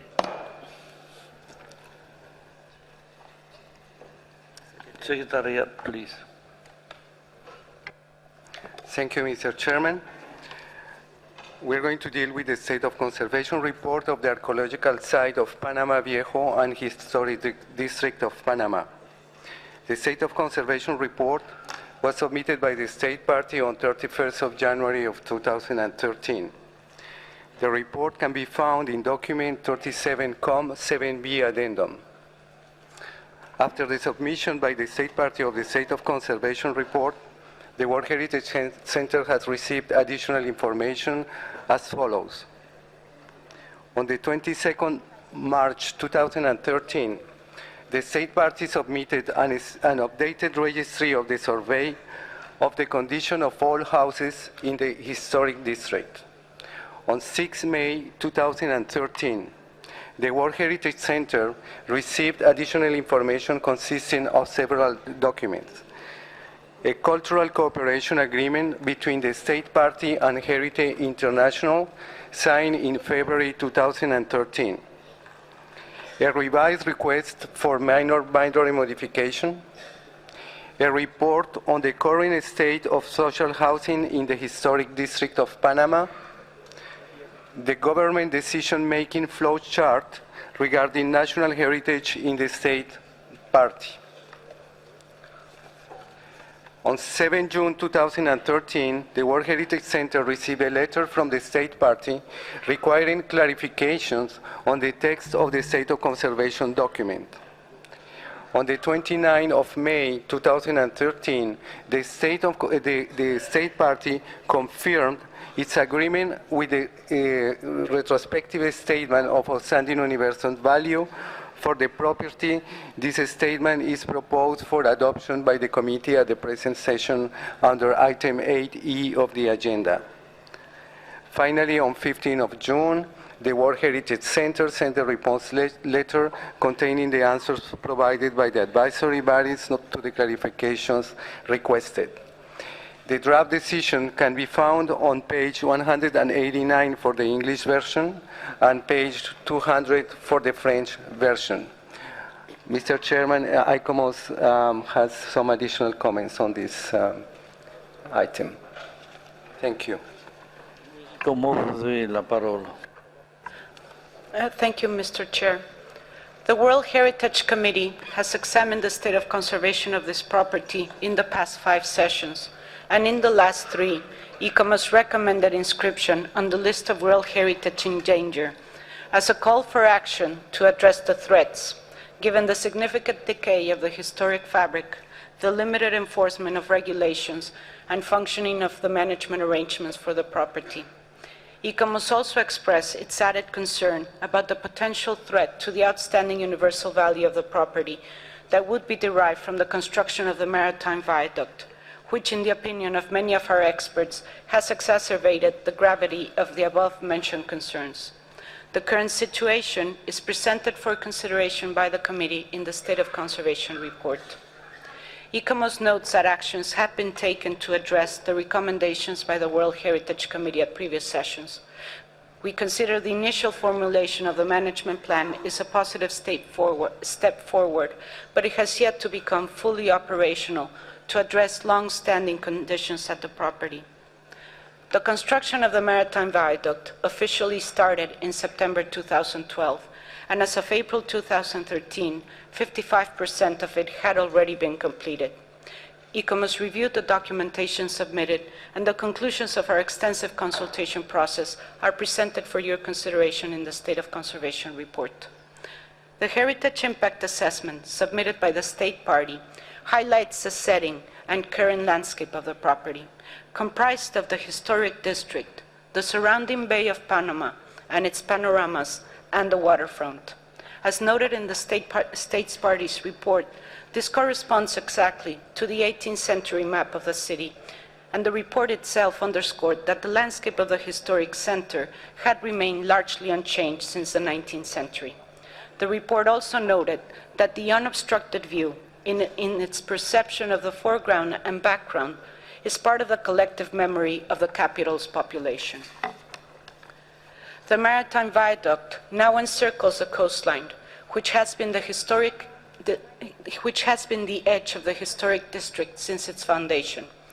The statement of outstanding universal value of the property notes the distinctiveness of the property as a fortified coastal settlement, its location and setting in a peninsula, and how this influenced the development of the distinct architecture of the property.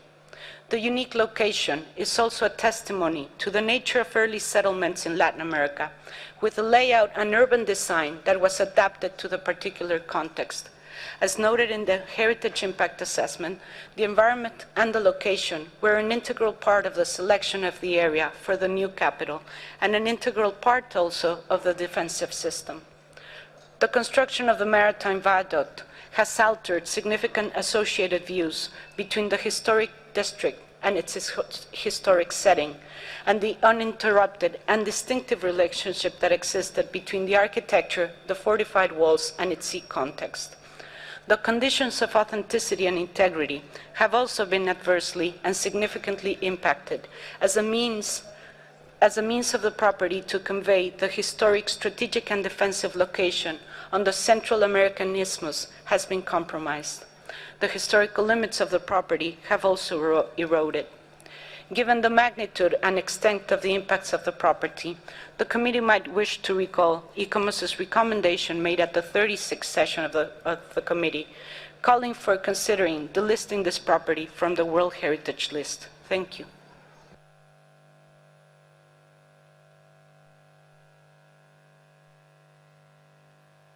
I'd like to open the discussion on this proposal. Yes.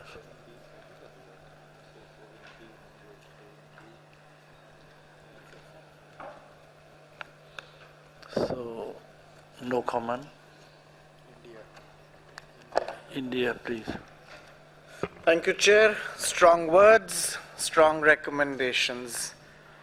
I would like clarifications from the State Party, and I will ask for them, and I would request your kindness in giving the State Party the floor.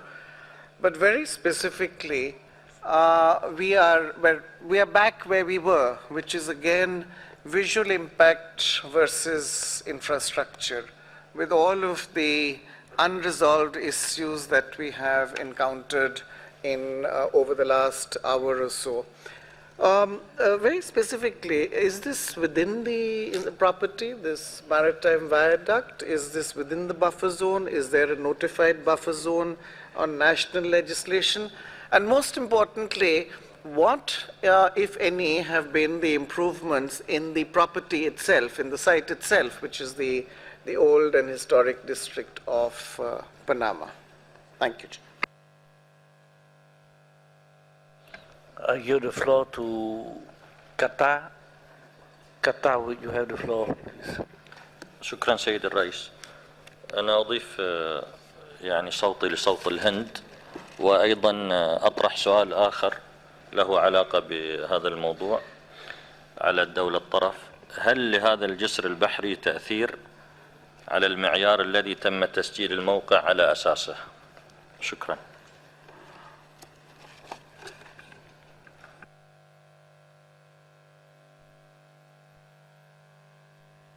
Most, you have the floor.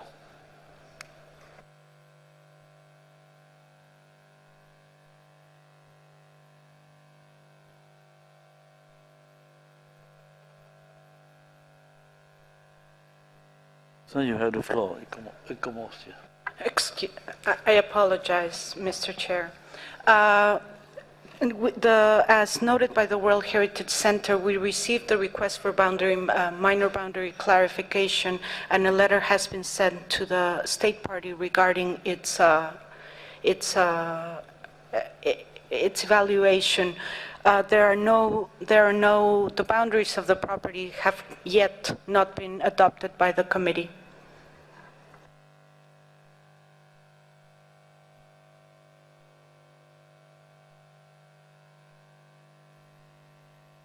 J'invite l'Algérie à faire le commentaire, please. Merci, Monsieur le Président. Une information vient de nous être donnée par l'ICOMOS disant que les limites du bien n'ont pas été encore approuvées. Mais il y a des limites du bien. Il y avait des limites du bien qui existaient et qui étaient retenues. Et il ne me semble pas qu'il y ait eu que la date de clôture de dépôt des limites soit passée. Donc nous restons, me semble-t-il, dans ce qui existe. Est-ce que le viaduc actuel est dans la zone tampon tel qu'il ressort des limites établies lors de l'inscription du bien? Merci, Monsieur le Président.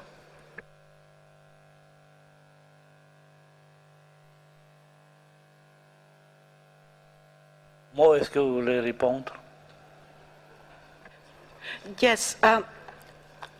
The committee might wish to recall this is a property that has two component parts. The component part of the archaeological site has precise boundaries and an adopted buffer zone. The historic center itself does not have a buffer zone that the committee has adopted. The revised the document for the minor boundary modification was submitted in June.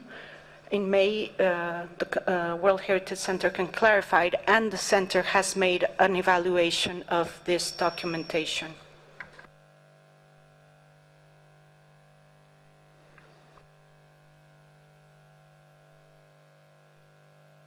Invite Cambodia to speak.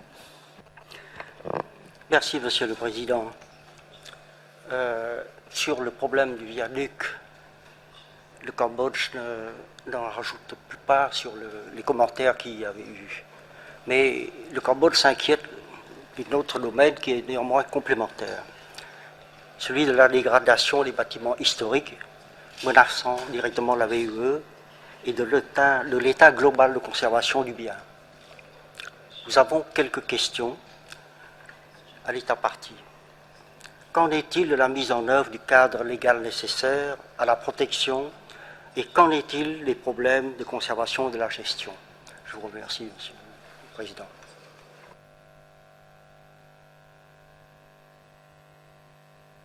Give the floor to India first, and after that, you see, the state party will have the floor. Thank you, Chair. I just want to confirm and clarify that it is not the boundary modification minor that I was referring to. And certainly let's keep the archaeology or the archaeological district out of this. I think all we are concerned with is that part of the property which is the historic district and its environs. So the archaeological district is out of it. Now, my understanding is that, well, there is national legislation going as far back as 2006 that establishes an exclusion zone, and call it what you like, which is a buffer zone where no activity will take place.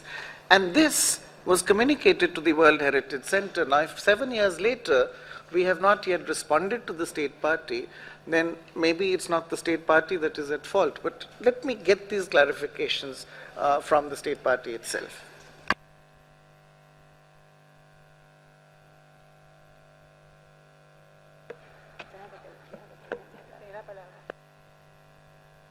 Party Panama, you have the floor. Thank you. First of all, the first picture that was shown is a wrong picture. So we started in the wrong way. That is not the first picture that came in there. Okay. Panama has invested over $180 million in order to fulfill the conservation of our property. The most important achievement was the management plan, as you said, is quite vast because it compromises all the sites of Panama into one management plan. We also invested $130 million in relocating a road that intersected the archaeological site. This road was requested over 10 years ago by UNESCO, and we complied in this government. Inside the district, the historic district, the government has invested $55 million to rehabilitate the drinking water system, the sewer lines, the storm drains, the wastewater system, because as you know, in order to be able to fix the buildings and to compromise the buildings, you have to have all these systems working well. In compliance with last year, the State of Conservation report that you mentioned, that it's in the document, it only complies 44% of the properties fixed. We have 72% properties in good condition. That is a factual error that we mentioned and we wrote to the World Heritage Center. So, and you use that as to justify also try to put us in danger list. So you have wrong documents informing the state bodies. Okay. By proving that the project does not affect the attributes on the criteria 2, 4, and 6 described in the property inscription dossier in the list of World Heritage, the implementation of the marine viaduct was feasible. The state party considers there's no reason to include the property in the list of in danger. Actually, the current state is better than when it was inscribed originally. We are most willing to receive a visit of UNESCO's to analyze everything in situ. Thank you very much. There were more questions, and I cannot answer in those 2 minutes. May I yield? Because there was a question in the buffer zone. May I yield to my colleagues, please? And also, go ahead. Go ahead. A little bit more time. Sí. Yo quiero aclarar que el viaducto marino se encuentra fuera de la zona de amortiguamiento y fuera del distrito histórico, pero es importante que se aclare y que quede específicamente que el entorno, especialmente el punto de vista desde el centro histórico hacia el mar, no es un atributo que transmite de forma específica los valores universales excepcionales. El dossier de inscripción de 1995, presentado por el Estado parte, identificó la traza urbana, las fortificaciones, los lotes, 17 edificios excepcionales, edificios históricos y el Salón Bolívar como uno de los atributos que transmiten el BUE del sitio. En ese sentido, el documento de inscripción en categoría de bienes confirma que, en cuanto a las categorías de propiedad establecidas en el artículo 1 de la Convención del Patrimonio Mundial de 1972, esta nominación se refiere a un grupo de edificios, el Centro Histórico de la Ciudad de Panamá y un monumento que es el Salón Bolívar. Y la ley panameña define el entorno inmediato del distrito histórico mediante su decreto ejecutivo de 51 del 2004 con un área de 250 metros de ancho que rodea la península de San Felipe, ya que el viaducto marino no se está construyendo conscientemente fuera de esa zona de amortiguamiento. Evidentemente, dicha estructura no debe ser considerada como parte de este entorno inmediato. Adicionalmente, señalamos que el impacto visual no está definido objetivamente en la Convención de Patrimonio Mundial y en las directrices operativas. Las conclusiones del informe del estado de conservación se basan en premisas subjetivas y por lo tanto son inválidas. Gracias.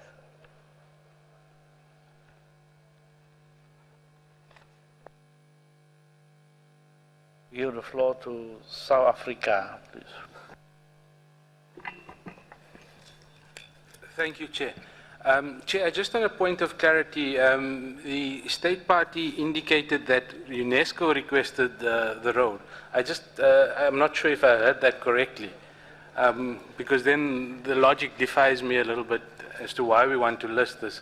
I just need clarity on that, please.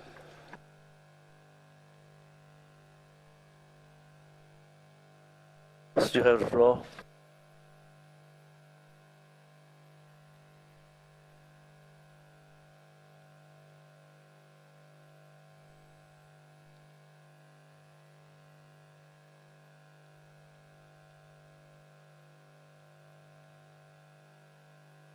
I give the floor to Switzerland, please.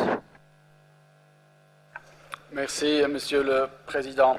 Il nous semble nécessaire de faire 2 points. Et le premier est de nature formelle. Cette construction de ce viaduc maritime se passe certes à l'extérieur du bien, on en est bien conscient. Mais sa position, donc la position de ce viaduc, n'est pas la question décisive.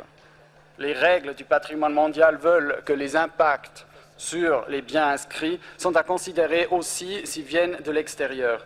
Et cette règle a été formalisée dans le paragraphe 112 des orientations, et je vous cite, « Cette approche s'applique au-delà du bien en tant que tel et inclut tout son tampon ainsi que le cadre physique plus large. » L'argumentation qui veut que le viaduc ne serait pas considéré parce qu'il se trouve à l'extérieur du bien et donc, à notre avis, pas recevable.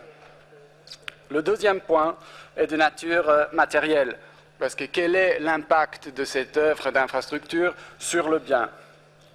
Eh bien, j'aimerais rebondir sur ce que disait l'État partie tout à l'heure, que la photo que nous avons vue n'était pas la juste. Donc, nous, par contre, en tant que délégation, nous avons fait un peu des recherches pour nous préparer. Nous avons trouvé des photos sur Internet. Nous avons aussi reçu des photos de la société civile du Panama. Et j'aimerais demander, parce que je sais que le Centre du patrimoine mondial est également en possession de ces photos, de nous montrer donc ces photos qui permettront plus facilement au comité de construire le jugement et notre avis sur l'impact de ce bien qui, à nous, paraît évident. Merci, Monsieur le Président.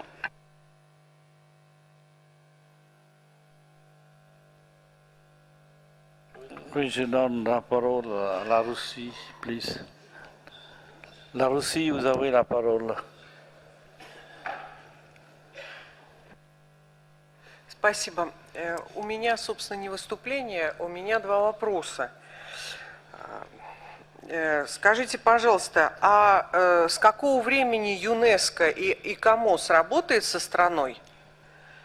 И какие рекомендации были даны, от чего страна категорически отказалась? И поэтому они оказались в вот такой ситуации, когда сейчас вот подвергаются массированной критике со стороны и КАМОС, и Центра всемирного наследия. Спасибо.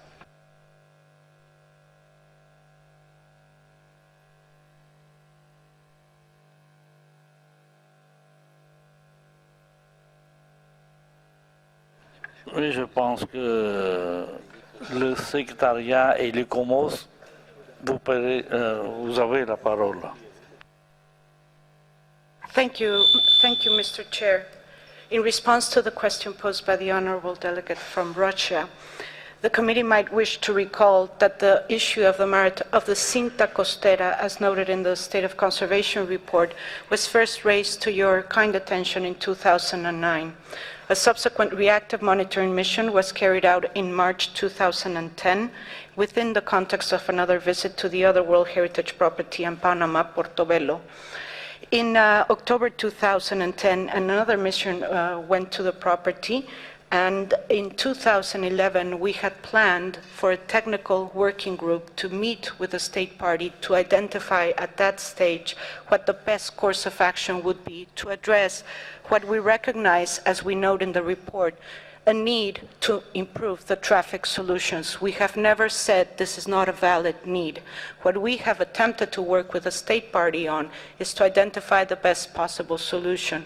The committee might wish to recall also that we pointed out in the clarifications made to your kind attention last year that the mission recommended that caution needed to be placed in case an option to explore a tunnel was considered.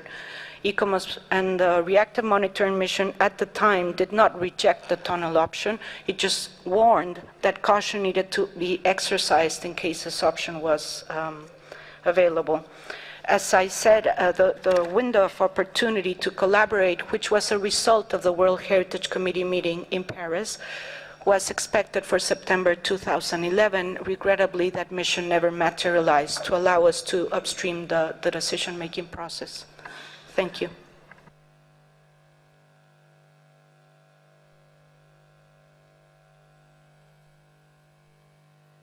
Do you have some idea, Secretariat? No. So I give the floor to India. Thank you, Chair. I think I will now succeed in drawing the legal advisor into the discussion.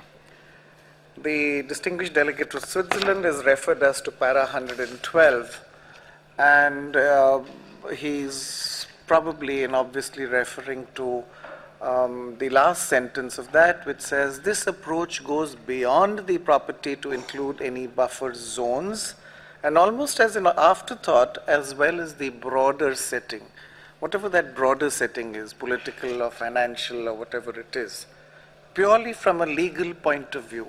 And this requires a legal answer. what is the locus standi of this committee, of this body, to go beyond the site that is inscribed and the buffer zone that is agreed upon, in this case unilaterally declared by the state party but not responded to by the World Heritage Center. And broader setting, I think when we talk legally, we require a very specific answer, one that is not contextual, one that is something that can be established without doubt in a court of law. Thank you.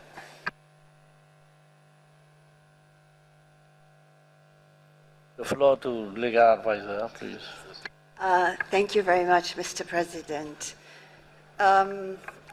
In response to the question by the distinguished delegate of India, I'm afraid I won't be able to give you an answer that is unequivocal and that can stand in a court of law. Having said that, I think I have to digress a bit, and I have to explain that you have here what is called in law a hierarchy of norms. There is a very famous German philosopher, Kelsen, who developed the theory of the hierarchy of laws and talks about what is called the Kelsenian pyramid, and where you have laws of a higher order and of a lower order. You here have a convention, and the convention binds all member states and all the state parties to the convention, and the article that is of fundamental importance in this convention is that is Article 6 of the convention, I think it is, that while fully respecting the sovereignty of states on whose territory the cultural and natural heritage is situated, and without prejudice to property rights provided by national legislation, the state parties to the convention recognize that the heritage constitutes a world heritage for whose protection it is the duty of the community as a whole to cooperate. That's why when a site is inscribed by this committee, that site becomes a sort of property of all the world. That is the basic rule, the convention that binds all member states. The convention also establishes a committee, and the convention also asks that the committee adopts its rules of procedures. That's the second set of rules. Those rules can be amended by the committee, they can be suspended by the committee. They're the rules that function that regulate how the committee functions. And then you have the guidelines, and the guidelines have been drafted by the committee, and they're revised every 4 years or every 5 years or whenever the committee wishes. And it is the convention that mandates the committee to revise these guidelines. So the guidelines are not just drafted, they're imposed upon the member states by the convention itself. And when the committee adopts the guidelines, it has itself bound itself, in a sense, by those guidelines, even though, of course, they're not binding. The guidelines, as they stand now, and contain a series of norms with respect to how the property should be inscribed, what are the buffer zones, what are the management systems, and all of these norms are designed to maintain the outstanding universal value of the property. I think that the Secretariat of the Committee, of the Secretariat of the World Heritage Center, for example, Dr. Rossler is an expert on the convention and on the guidelines and knows the processes better than I, but it is these guidelines that determine how states should preserve the property after the property has been inscribed. Well, these guidelines are recommendations. They're for states to take into account. They set rules for how property should be inscribed. They have time limits, etc. It is for the committee to determine whether the states have fulfilled their obligations under international law, under the convention with respect to the property that has been inscribed.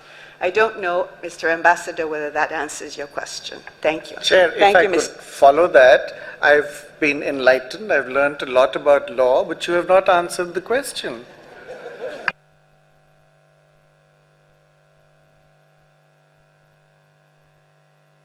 The floor to Agency, the General Director, Deputy General Director. Sorry, thank you, Mr. Chairman. Sorry, I dare to intervene because I think it's, there is a very big issue here. We are in a difficult territory, and perhaps we can discuss a little bit on some principles. And I know that there will not find a definite outcome. In fact, Ambassador Beroy, I don't think your question could be answered in legal terms, because there is not enough development of our rules and operational guidelines. I actually think that there will never be a development to that point, because not everything can be regulated. We will not be able to regulate every possible case. This is why we have if every case is examined one by one. Otherwise, if we had perfect regulation, we will just implement them. In case we don't have exact norms, I think we have to refer to two elements which are constituent of every professional process, and this is a professional process. One is the experience. Somebody calls it jurisprudence. So the previous cases, very important to see what happened in the past. And the second are the professional principles. We'll make some examples. Jurisprudence shows that the committee has consistently, in the past at least 15 or 20 years, looked into the impacts of, say, constructions or events that happen outside of the property. Not necessarily only in the buffer zone, but also outside of the buffer zone. And this is quite reasonable, and I think the orientation opens up to this possibility, because things can happen outside that have an impact inside. This could affect both cultural and natural sites. And the committee has taken this approach. You may remember that we have discussed for many years the case of London, for instance. All of the constructions that take place in London are outside of the buffer zone of the site as are inscribed. I think it was recalled today, the case of Cologne. Okay, Cologne was a mile away from the cathedral, and yet it was considered by the committee. The case of Isfahan, for instance, I remember, or the case of Potsdam also in the past. St. Petersburg was outside of the buffer zone. The first seen skyscraper of Gazprom was completely outside of the buffer zone, and yet the committee spent for many, many years, a lot of time discussing the potential impact. And I could go on because there are many cases, some of them will come. So I think the committee can and should consider impacts coming from outside. It's part of the orientations, and it's part of your experience, it's part of your practice. Then you have other tools. You have charters and recommendations. Some of them are UNESCO, some are not. You may refer to the basic charter that we use all the time for our consideration, the Charter of Venice, for instance, which is the key conservation document. This is not reproduced in the operational guidelines, and yet all of you consider this as the law. Same thing happens for all the Charter of Washington, which considers urban areas. Somebody mentioned today the historic urban landscape recommendation. It's a possible guidance. You will not find an exact response to your query, but these are important documents that help in your consideration. Now, if you look at these charters, declarations, all the sum of documents that form the professional knowledge, you will find a lot of reference to setting, both in UNESCO and e-commerce recommendation. I would like to quote the Xi'an recommendation of 2005, which is specifically on setting. where the role of the setting and the natural environment of sites and the relationship, visual, non-visual relationship between a site and its surroundings are considered as important constituents of the site. So I really encourage you to go beyond this situation where the lack of a specific regulation would seem like a blockage for your decision. Because in fact there are, both in your experience and in the professional practice, a lot of guidance and a lot of elements that can guide your decision. Thank you.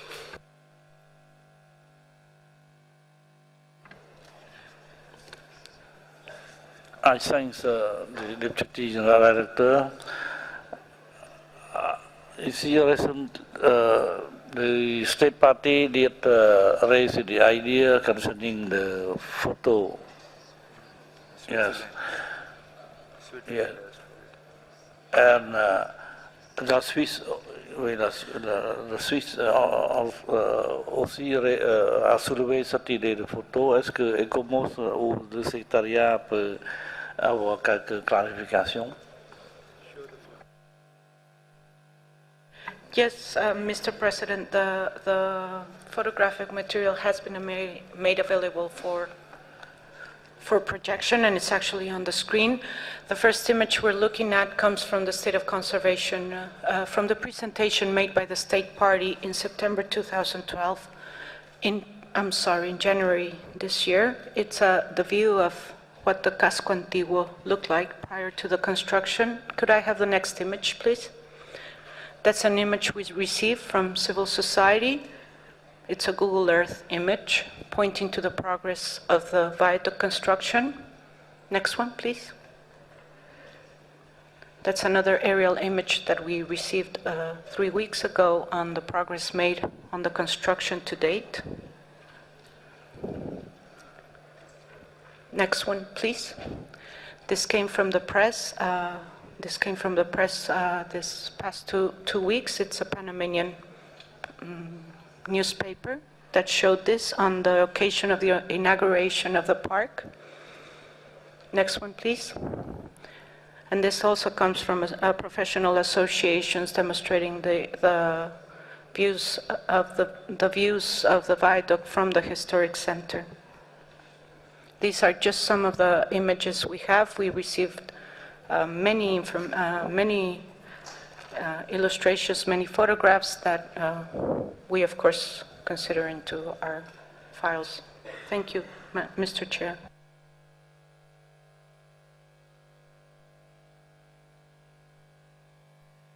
Je donne la parole à Lamali, please. Merci, Monsieur le Président. Monsieur le Président, nous sommes devant une situation délicate. Mais ça ne veut pas dire qu'il n'y aura pas de solution. Moi, j'ai une autre analyse de cette situation. J'ai l'impression que nous avons affaire à un site qui a été inscrit suivant des biens. Nous avons des biens en série ici. Parce que, selon les explications qui ont été données, ce n'est pas l'ensemble du bien qui a des problèmes. Nous avons la partie archéologique qui est dans un état de conservation acceptable. Et une partie également de la cité historique qui est dans un état de conservation acceptable. Alors, le problème fondamental, c'est au niveau du viaduc et de son impact visuel sur le bien. Moi, je souhaiterais solutionner techniquement ce problème en faisant 3 propositions concrètes. La première proposition, c'est d'abord une collaboration proche entre l'État partie et l'ICOMOS. La deuxième démarche consiste, dans l'avenir, si c'est accepté, à procéder à des modifications de limites pour pouvoir se limiter aux parties du bien qui sont encore bien conservées. Ça revient à l'État partie, mais aussi à l'ICOMOS. Et troisième proposition, une fois que les deux sont acceptés, il va falloir procéder à des mesures correctives, parce qu'il va falloir agir sur ces sites-là. Mais dans aucun des cas, on ne souhaiterait aller vers l'inscription au patrimoine mondial en péril. Je vous remercie.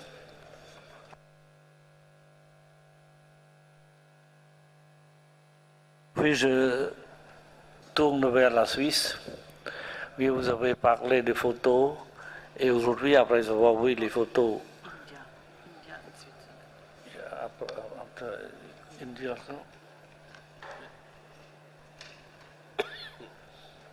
la Suisse a soulevé le problème.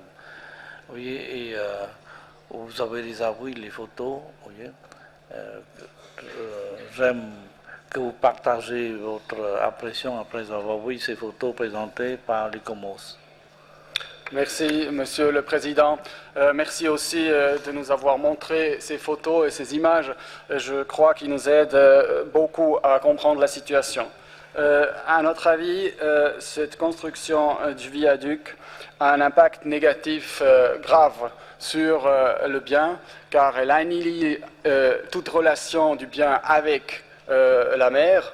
On a entendu avant que cette partie donc a comme attribut pour la valeur universelle exceptionnelle sa position côtière et son contexte particulier pour le développement de ces sites construits dans cette région du monde.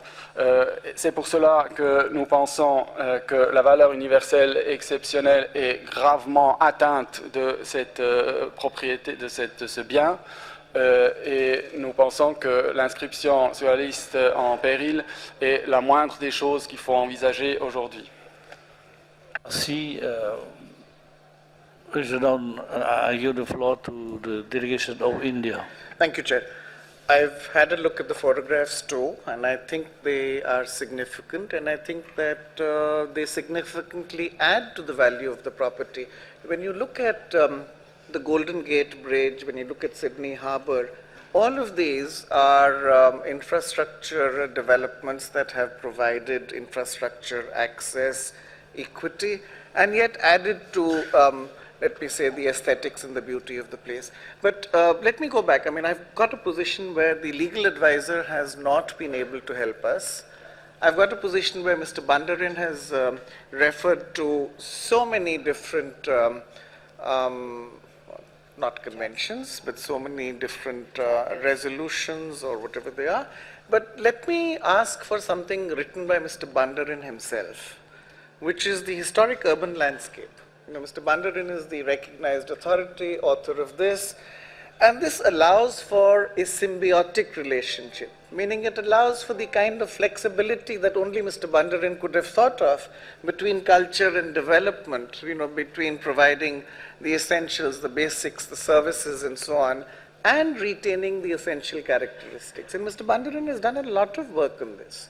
And I think we could expect from him, you know, the same approach of encouraging flexibility. And I agree with him entirely that there is no case, there is no cause to pin down a state party on this. Thank you.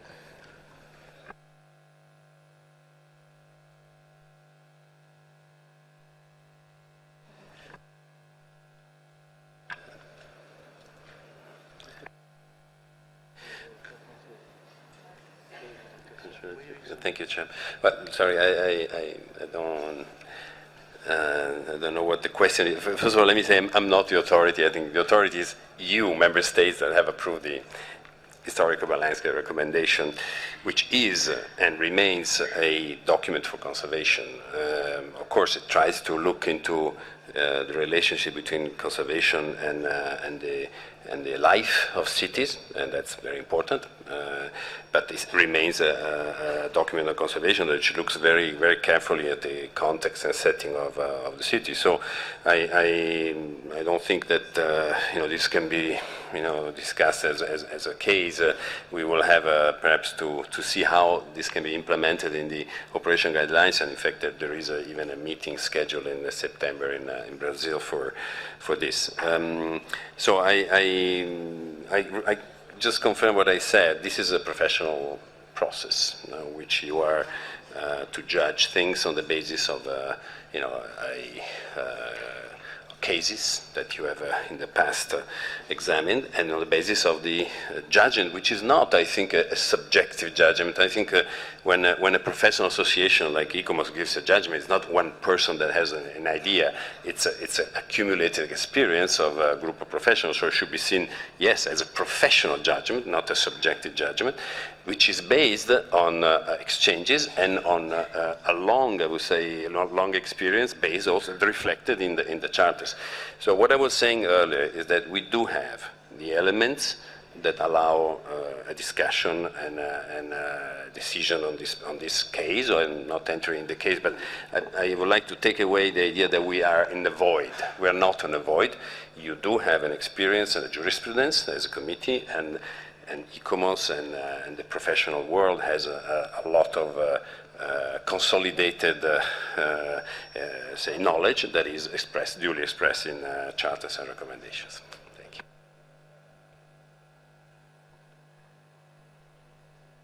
Oui, il y a beaucoup de délégués qui demandent la parole. Alors je vais commencer par Kata. Kata, vous avez la parole. شكرا سيدي الرئيس. تطرح مرة أخرى مشكلة الصور والزوايا، ولعل الفنانين والممثلين والمغنين والمغنيات يعرفون هذه المشكلة. فإن زاوية الصورة تؤثر على المشهد بشكل عام. نعتقد بأن الدولة الطرف يعني كانت قد عندما شرحت لنا عن هذا البناء يعني رأينا صورا من زاوية الجسر المبني، وهذه الزاوية لم تكن موجودة من قبل، بحيث الإنسان إذا كان على الجسر يستطيع أن يرى البناء التاريخي من زاوية لم تكن موجودة قبل ذلك. فهذه ممكن أيضا تؤخذ في عين الاعتبار أن هذا البناء أو هذا الجسر ربما يضيف ناحية لم تكن موجودة من قبل، وهي الاستمتاع بالنظر إلى هذا الموقع من جهة البحر، وهذا أمر لم يكن متاحا من قبل. وشكرا.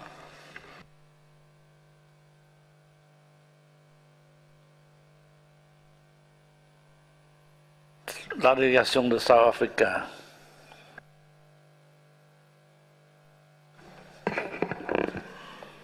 Thank you, Chair.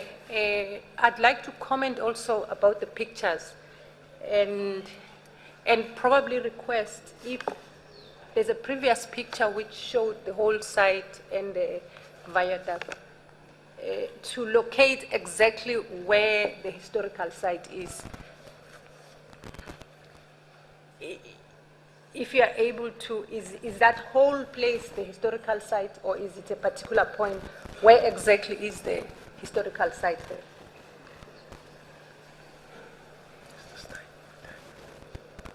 ICOMOS, vous avez la parole. If you can just ring it, if it's possible. Thank you, Chair. It's the peninsula that's a historical site. I don't know how to point. I think it's clear. It's clear. It's a peninsula. The location, the property is located at this peninsula.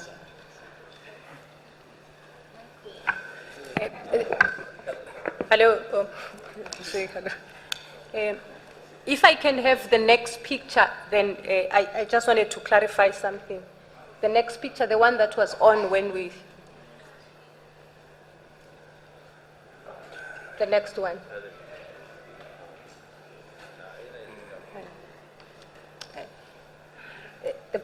The one after this one.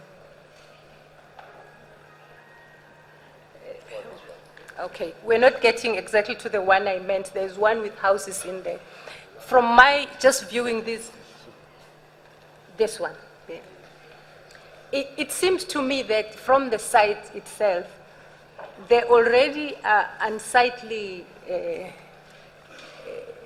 village or whatever around the site itself. And for me, I think it does improve the viaduct does improve the view, because it sort of cordons off the unsightliness and packages the site much better than it was, as far as I can see. And if I can,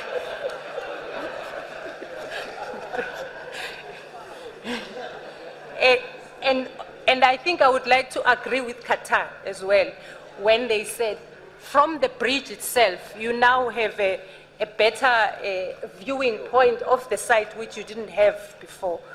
So I think this actually does enhance the heritage site rather than hinders it, just from my layman's point of view, looking at the pictures. Thank you.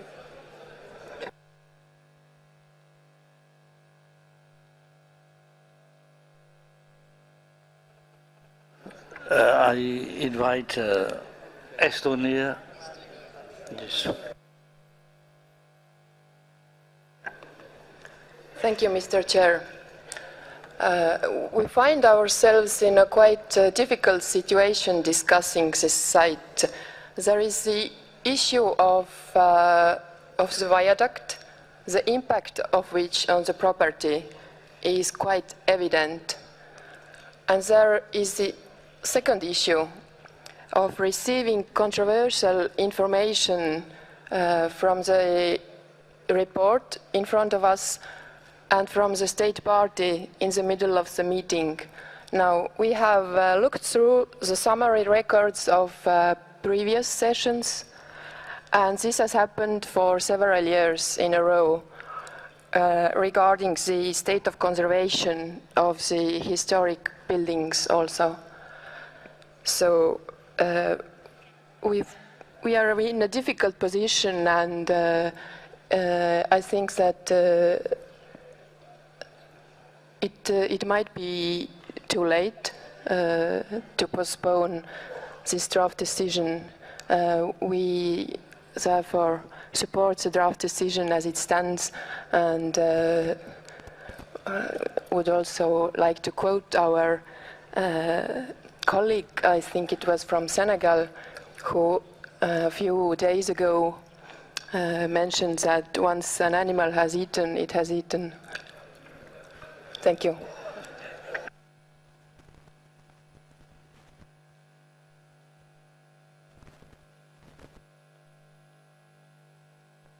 I invite Russia to take the floor.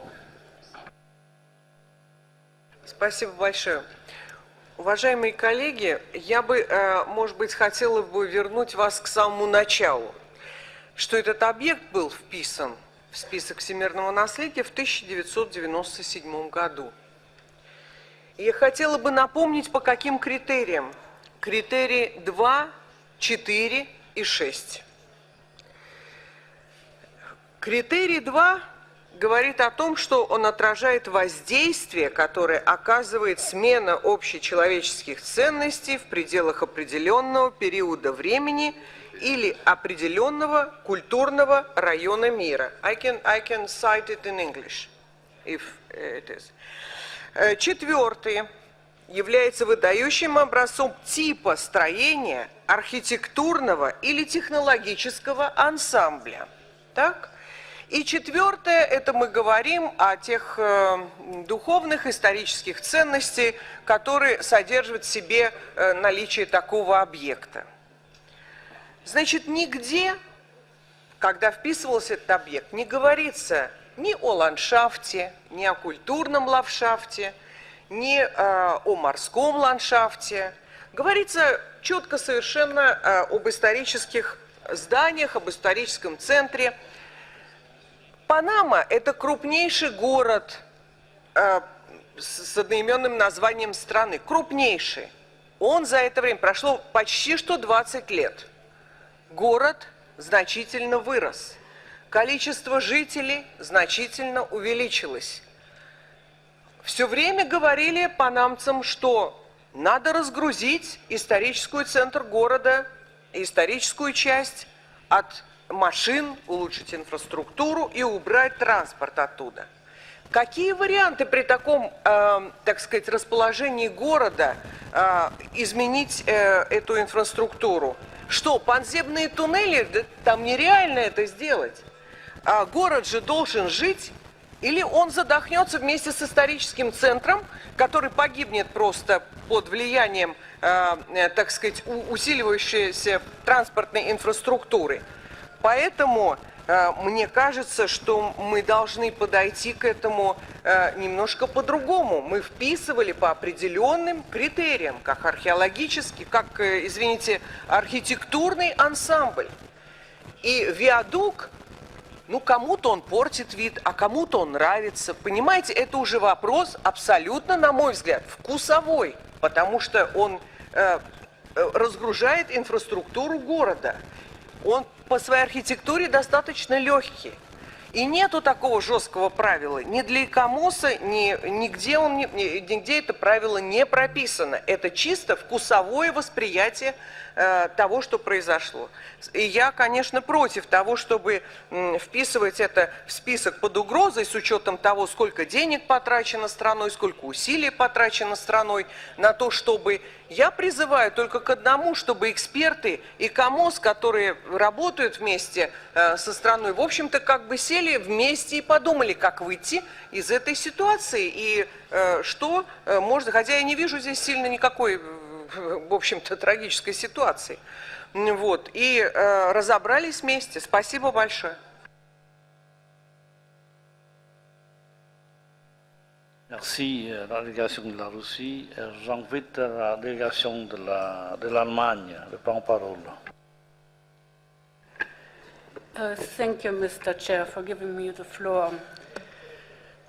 I listened carefully to the juridical explanations and note that especially the Honorable Ambassador of India is not satisfied with the information. I'm not a lawyer. Therefore, I like to bring to the attention of the World Heritage Committee the decision of the Federal Constitutional Court of Germany concerning the Dresden-Elbe Valley. The Constitutional Federal Court stated that the fulfillment of the protection mission of the World Heritage Convention is first and foremost a function of the sovereign state parties. The court stated the World Heritage Convention does not offer in its conception or its wording absolute protection against every change. The first further stated that the fulfillment of the protection mission, I stated, it is possible under constitutional law that the will of the citizens or the state can prevail in a conflict concerning plans for the further development of a cultural landscape. In consequence, the possible disadvantage arising from the decision, for instance, the loss of the World Heritage status and the concomitant loss of prestige, has to be accepted. I think that is the case we have to deal with.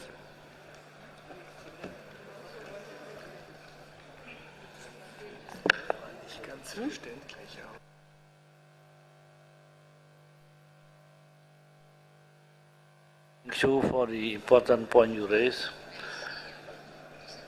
I invite the Switzerland delegation to take the floor. Merci, Monsieur le Président. Je vais à dessein parler en français, but I'll also mention a few things in English. The distinguished delegate and representative of India has mentioned in English that Article 112 of the guidelines mentioned perhaps as an afterthought, which is to be understood in a certain way perhaps, but as far as I'm concerned it's written, that what is to be considered also is the wider setting. Now, en français, le texte approuvé parle d'un cadre physique plus large. Et au fond, lorsqu'il y a une interprétation à faire entre une définition large ou une définition étroite, c'est la définition étroite qui correspond à la volonté du législateur.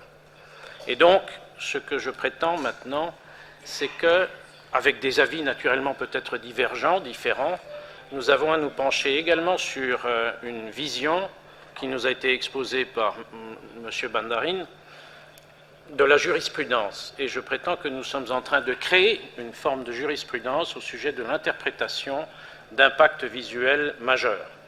Alors, l'interprétation peut aller dans un sens ou dans un autre, mais je prétends qu'il n'y a pas lieu de considérer uniquement ce cas en considérant qu'une atteinte au profil visuel du bien considéré est acceptable, agréable ou non, il y a lieu de considérer l'importance de cet impact et de le mesurer par rapport à d'autres biens où notre jurisprudence établie maintenant sera également prise en considération. Et pour terminer, je dirais que nous sommes tous des professionnels dans la salle. Pour ma part, je reconnais un grand nombre de professionnels de la négociation. Je reconnais également des professionnels du patrimoine, de la conservation du patrimoine, et bien au-delà des avis personnels au sujet des sentiments qui peuvent naître en nous à la vision d'une telle photo, j'estime que des critères objectifs doivent être retenus et que les professionnels du patrimoine sont à écouter dans ce contexte. Merci.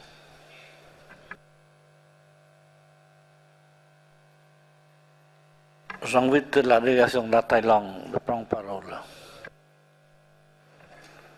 Thank you, Mr. Chairman. I think everyone here agrees with me that we come here to protect the heritage site, not to destroy it.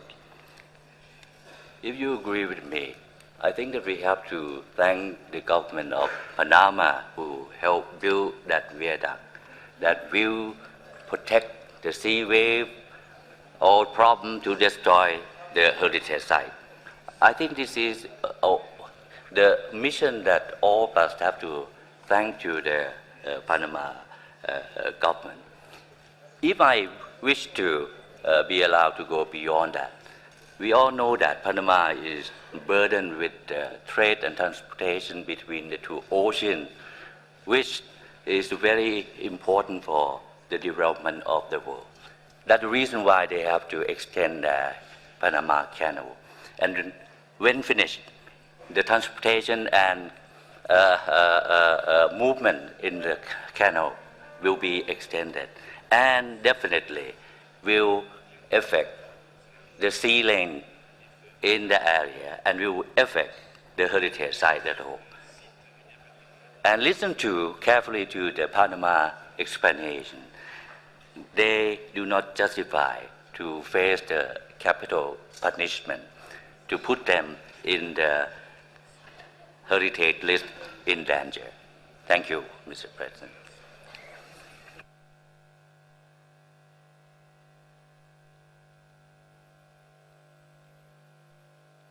Give the floor to Mexico.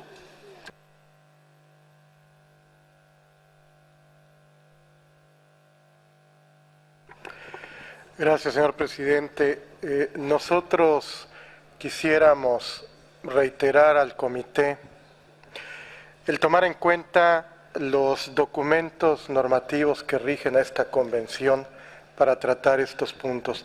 El señor Bandarín nos recordó, y creo que olvidamos siempre, documentos fundamentales que derivaron en esta convención, como es la Carta de Venecia, y creo que son los documentos a los que nos tenemos que apegar para decidir correctamente en este caso. Gracias.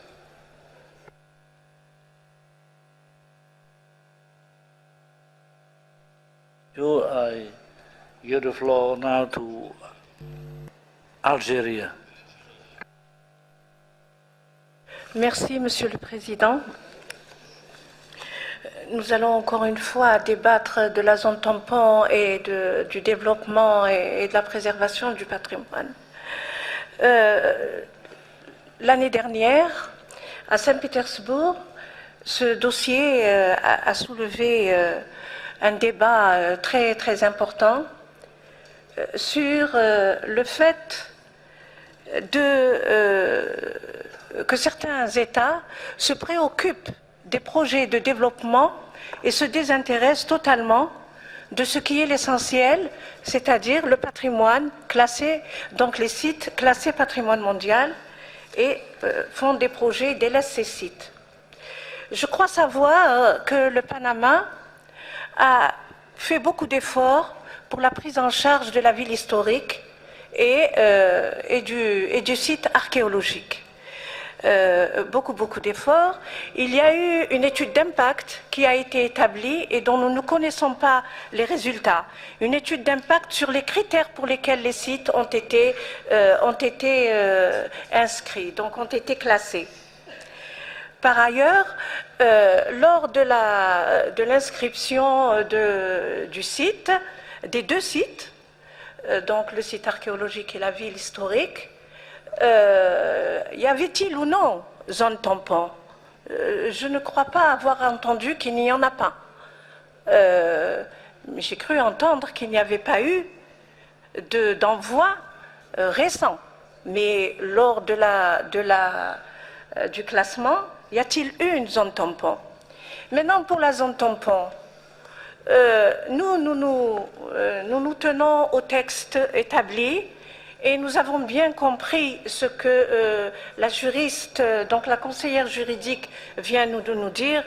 Et bien entendu, dans notre pays, les instruments internationaux se placent au-dessus des instruments nationaux. Cependant, les instruments nationaux prévoient toujours des zones de protection. Et je crois que pour le Panama, c'est le cas.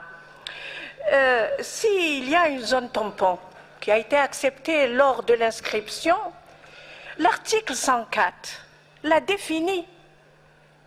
Il l'a définie. Je ne voudrais pas lire parce que je suis déjà en retard dans ma prise de parole, mais ils disent que la zone tampon elle-même doit inclure l'environnement immédiat du bien proposé pour inscription, les perspectives visuelles importantes et autres aires ou attributs ayant un rôle fonctionnel important en tant que soutien apporté au bien et à sa protection. Donc, il s'agit de la définition de la zone tampon. Il ne s'agit pas, cette définition ne prend pas en considération l'extérieur de la zone tampon. En tous les cas, c'est la rédaction en français et c'est ce que nous comprenons. Donc, s'il y a une zone tampon, voyons si ce viaduc s'inscrit dans cette zone tampon. Par ailleurs, l'avis de la société civile est très important. Je voudrais demander à l'État partie comment les populations perçoivent cette construction. Est-ce qu'ils se sont appropriés cette construction? Nous nous en désintéressons. Nous avons une vision techniciste de l'impact visuel, de l'intégrité visuelle, qui est finalement très subjective, qui fera l'objet de discussions par ailleurs. Mais qu'en est-il des populations? Comment accueillent-ils ce projet de développement? Comment l'accueillent-ils? Merci, Monsieur le Président. Oui, je pense que le secrétariat ou l'ICOMOS voudrait donner une explication sur le jeu de tampon. Oui. Merci, merci. At the time of inscription, no buffer zone was recognized for the property. The World Heritage Center will clarify after I speak what the current situation is with the revised minor boundary modification, which was submitted by the state party to have an approval of a buffer zone by the World Heritage Committee. That's the current status. At the time of inscription, no buffer zone was recognized. There are buffer zone and provisions at the national level, but no buffer zone has been approved by the World Heritage Committee. Now, the center can clarify. Vous avez la parole. Merci, Monsieur le Président. Excusez-moi de reprendre la parole. Je voudrais quand même faire remarquer qu'au niveau du site archéologique classé patrimoine mondial, il y a déjà un viaduc qui a été installé. Depuis longtemps, personne ne l'a remis en question. Pourquoi? Merci, Monsieur le Président.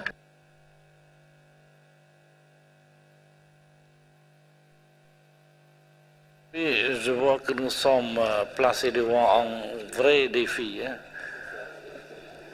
Oui, parce que pour une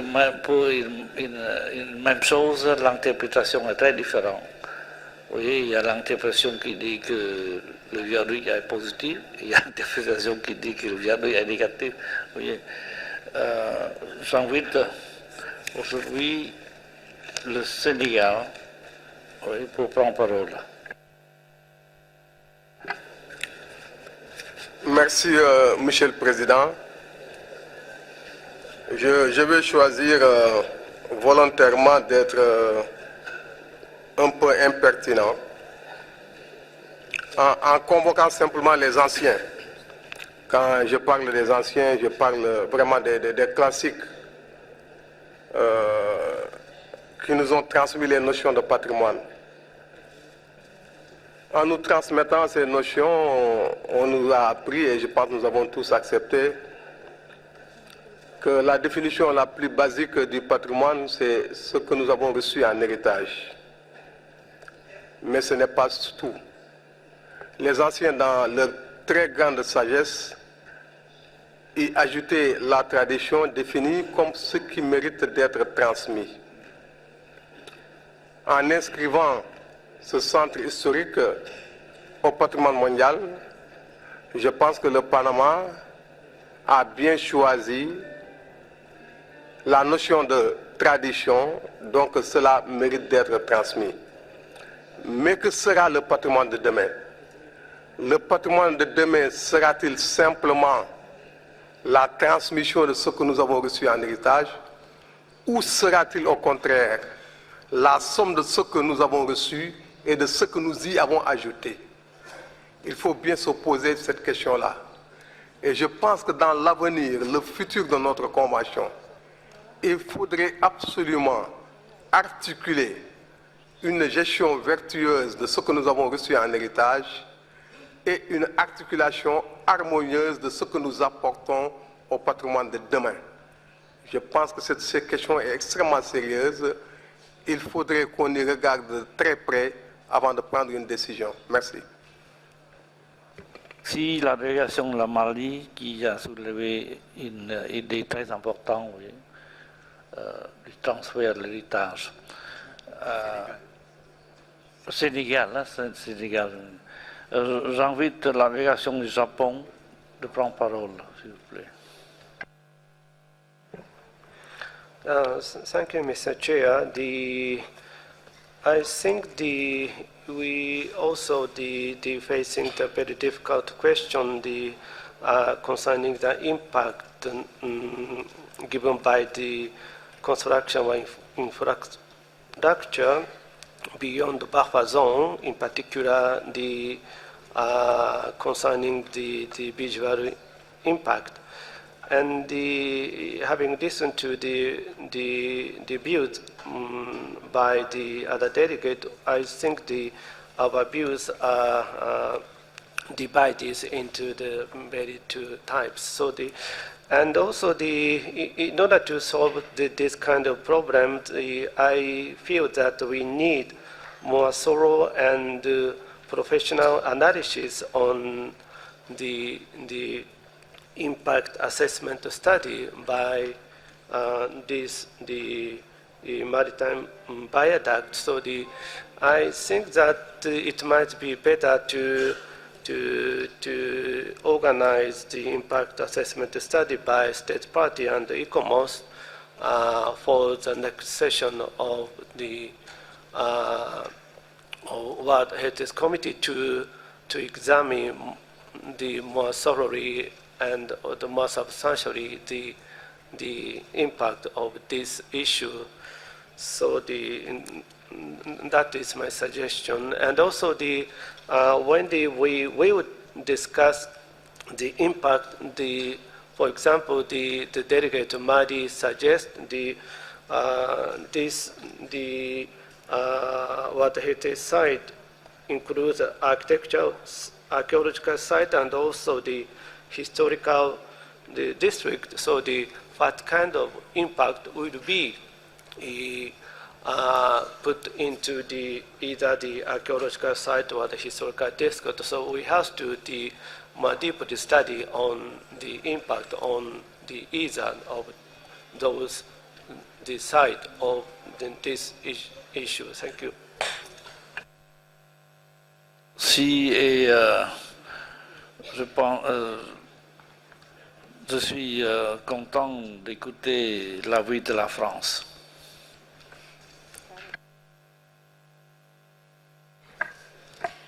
Merci, Monsieur le Président. Quelle responsabilité. Donc, la la situation économique a changé, comme l'a d'ailleurs souligné notamment la Fédération de Russie. La vie de la ville a évolué. Les travaux que nous voyons ont constitué, ont forgé un nouveau paysage autour du bien. C'est un fait. Il faut en prendre acte. Nous souscrivons aux remarques qui ont notamment été faites par la délégation algérienne et, à l'instar de la délégation sénégalaise, nous nous interrogeons sur la jurisprudence qu'il faut aujourd'hui mettre en place. Merci, Monsieur le Président. Lee, s'il vous plaît.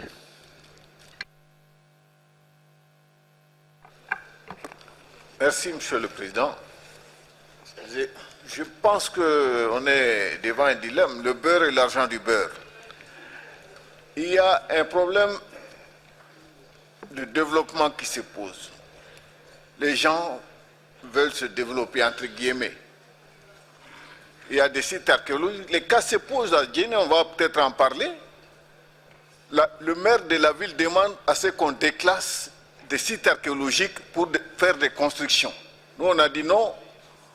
On a même engagé une procédure pour obtenir titre foncier pour ces sites archéologiques-là. Même l'État ne peut plus les déclasser. Donc il faut opérer un choix, à mon avis. Il faut pas il y a des textes, il y a des critères à partir desquels on a inscrit ces sites-là. Maintenant, si l'État choisit la voie de développement en engloutissant les sites archéologiques, bon, c'est un choix qui a été opéré. Mais si au contraire, il cherche à concilier, il faut trouver la solution. Et ça, c'est le travail des experts. Si on va passer toute la soirée à discuter, on ne trouvera pas de solution, à mon avis, à ce problème. Je pense que nous avons dépensé assez de temps pour les commentaires. Alors, quelle est la meilleure solution pour nous? Je n'aime pas les votes, parce que les votes ne renforcent pas la solidarité internationale. Oui. Et j'aime une solution de compromis. Alors, comment travailler pour avoir une solution de compromis?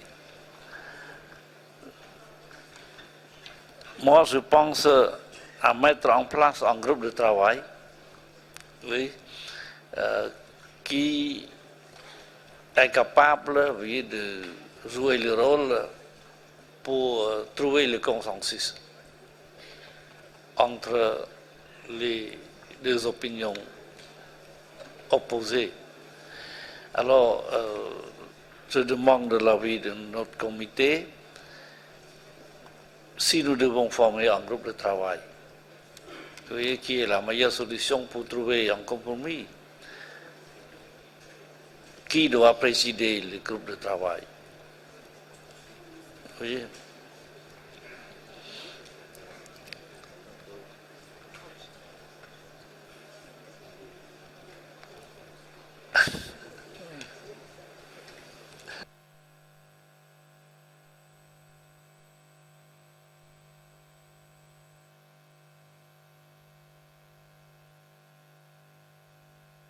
Une proposition, je suis d'accord avec le délégué de la Mali, mais il ne faut pas dépenser plus de temps pour continuer les commentaires. Donc je propose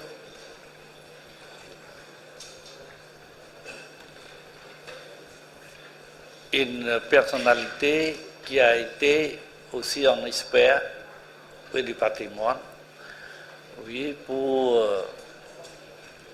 présider un groupe de travail,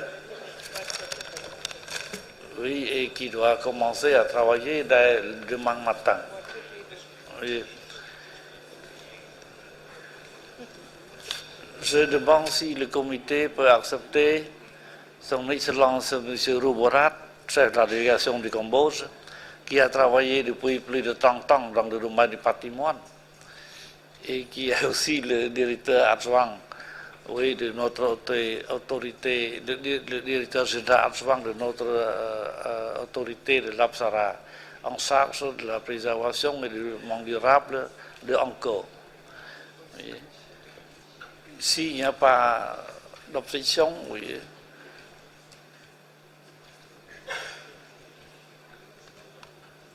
Oui, s'il n'y a pas d'opposition, alors, M. Roubarat, vous jouez le rôle du président du groupe de travail et vous allez commencer à travailler dès demain matin pour essayer de trouver un consensus. Oui, donc la solution est adoptée. Sénégal. Sénégal, please. Monsieur le Président, je pense que vous avez fait un très bon choix. Maintenant, je pense qu'il faudrait dans ce groupe au moins l'ICOMOS. Ensuite, peut-être, ceux qui souhaitent s'adjoindre à eux. Je pense que le groupe de travail va englober tous les partis concernants. Oui. Monsieur Son Excellence M. Roubarat va discuter avec le centre pour comment inviter les partis concernés dans le groupe de travail et on peut commencer à travailler dès le demain matin. Oui, donc c'est adopté comme ça, oui, le groupe de travail. Et nous passons à notre item dans notre agenda. I now invite Mr. Moreno Triana to read the list of the cultural property inscribed on the list of the World Heritage located in the Latin America and the Caribbean region, which are proposed for adoption without discussion. Please, you have the floor, Mr. Triana. Thank you, Mr. Chairman. The following 5 World Heritage properties from the Latin America and the Caribbean region and the relevant draft decisions will be adopted without discussion. Tiwanaku Spiritual Political Center of the Tiwanaku Culture, National History Park Citadel Sanssouci Ramier, Maya Sites of Copan, Honduras, Historical Center of the City of Arequipa in Peru, and the Historic Center of Lima in Peru. Thank you, Mr. Chairperson.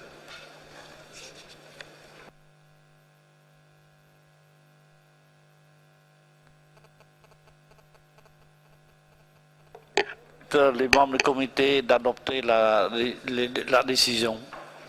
Pas d'objection, donc la décision est adoptée.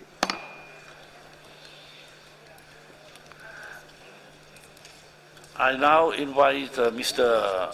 Laza Eludu Asomo from the World Heritage Center to present the report on the state of conservation of the cultural property located in the Africa region and open for discussion. Please.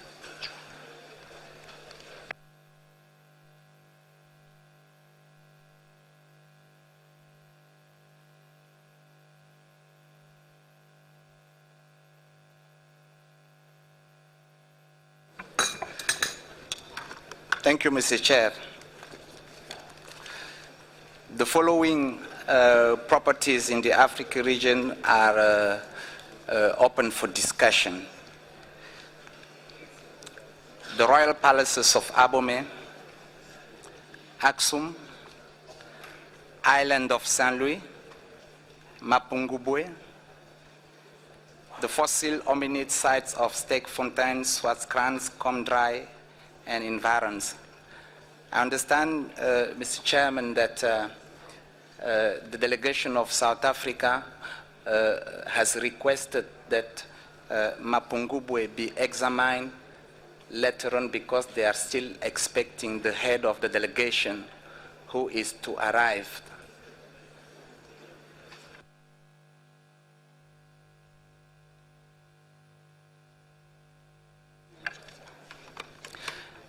Alors je vais, le premier site pour discussion, sont les palais royaux d'Abomey.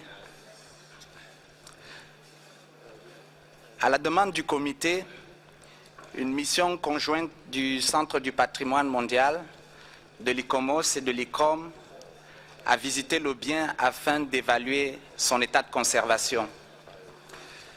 Les résultats et recommandations de la mission sont contenus dans le rapport qui vous a été soumis, notamment sur les questions de préparation au risque d'incendie et de gestion globale du bien. La mission a en effet constaté que le risque d'incendie est renforcé par le manque d'entretien du bien, en particulier à cause de la présence de grandes herbes qui poussent autour des bâtiments qui sont malheureusement inutilisés. En réalité, ce sont ces matériaux inflammables qui accroissent les risques d'incendie que l'on a pu observer ces dernières années et qui ont détruit quelques-uns des bâtiments qui venaient juste d'être restaurés. Sur la question de la politique de reconstruction, la mission a noté que de nombreux bâtiments reconstruits, comme je le disais tout à l'heure, demeurent vides et sans fonction précise. Le comité avait déjà demandé à l'État partie de lui soumettre dans les précédentes décisions une politique claire de reconstruction afin d'éviter que de nouveaux espaces réhabilités soient confrontés aux mêmes situations et que les erreurs faites dans le passé soient reproduites.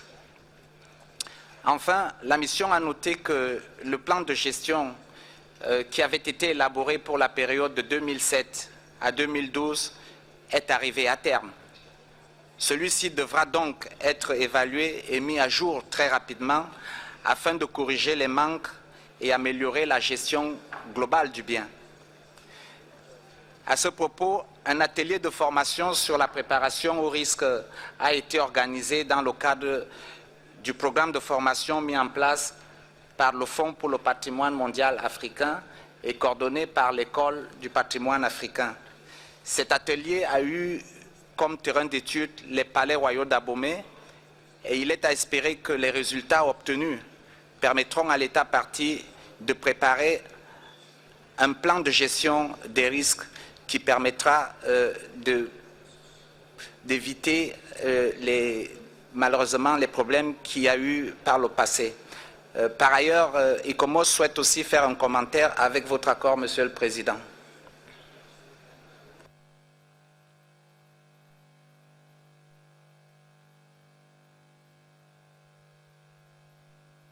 You have the floor. Thank you, Mr. Chair. Just very briefly for the sake of timing. In the case of this property, the OUV, sustaining OUV at this property is largely related to the continuation of maintenance practices. However, we do require that documentation before and during these practices is carried out for the sake of continuity and to ensure that the conditions of authenticity continue to be met. We also recognize and note our concern that management arrangements with the many stakeholders involved have yet to become fully operational, and that remains a challenge that we need to address effectively with the state party. Thank you.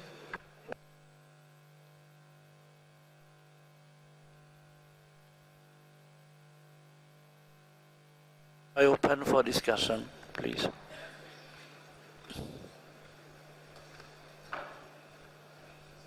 Any comment? No, rapporteur, please.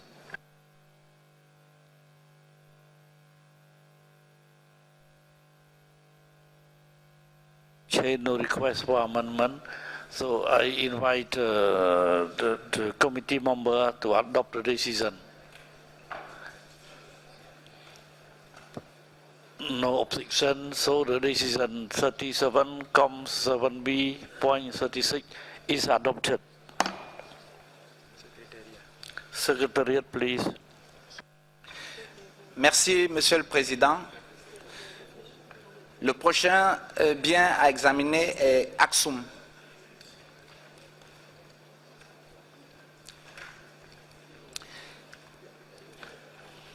Alors pour ce bien également, à la demande du comité, une mission de haut niveau de suivi réactif du Centre du patrimoine mondial et de l'ICOMOS a visité le bien en janvier 2013. La mission était conduite par Madame Alessandra Comins, présidente du conseil exécutif de l'UNESCO. Le but principal de la mission était d'évaluer l'impact de la construction du nouveau musée de l'Église orthodoxe sur la valeur universelle exceptionnelle du bien. Pour vous expliquer un tout petit peu, ce nouveau musée est situé dans l'enclos de l'église orthodoxe qui jouxte les bâtiments de l'ancienne et la nouvelle église Sainte-Marie de Sion.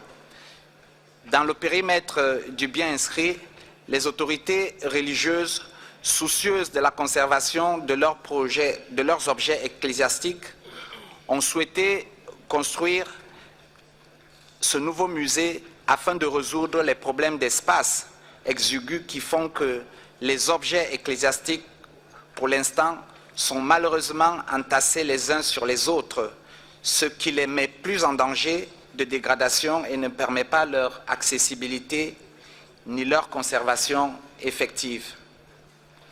Je voudrais également souligner ici que Aksum est très important comme centre de l'Église orthodoxe éthiopienne, car c'est là où la religion orthodoxe éthiopienne a transféré ce qu'on appelle le paradigme aksumite en un nouveau paradigme christianisé. Ce musée a donc pour but de permettre de mieux abriter les différents artefacts donnés par les différents souverains, et sans lesquels il sera très difficile de bien comprendre le sens des composantes de ce bien dont on connaît les extraordinaires stèles et plus particulièrement la stèle 2 réinstallée avec le concours de l'État partie, l'Italie et l'UNESCO. Après avoir conduit une évaluation globale de l'impact de cette construction, à partir de plusieurs points d'observation, la mission a conclu que le nouvel édifice avait finalement peu ou pas d'impact à partir des points critiques sur notamment le site des stèles. Ces impacts sont en fait atténués par la présence de grands arbres conservés autour de la cathédrale Sainte-Marie de Sion. Cependant, la mission a quand même recommandé que l'aspect extérieur puisse avoir quelques petites révisions architecturales qui d'ailleurs ont été discutées avec les équipes techniques en charge du projet, afin de réduire son impact visuel sur les autres bâtiments de l'enclos où se trouvent l'église, la cathédrale, le cimetière, la chapelle de l'Arche d'Alliance. De l'avis de la mission, l'État partie peut donc poursuivre cette construction qui, du reste, à son sens, devrait contribuer à mieux gérer et interpréter la valeur universelle exceptionnelle du bien. ICOMOS souhaite également ajouter sa contribution.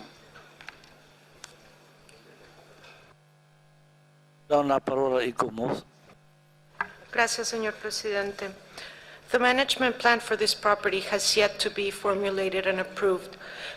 We note that provisions will need to be made to protect and conserve other attributes that will convey significance at a local and national level. This aspect will be crucial for the interpretation strategy that we are requesting that the state party develop for the property. We also note that it is essential to work on the clarification of the boundaries of the property and its buffer zone, and this issue needs to be resolved as a matter of urgency. Thank you.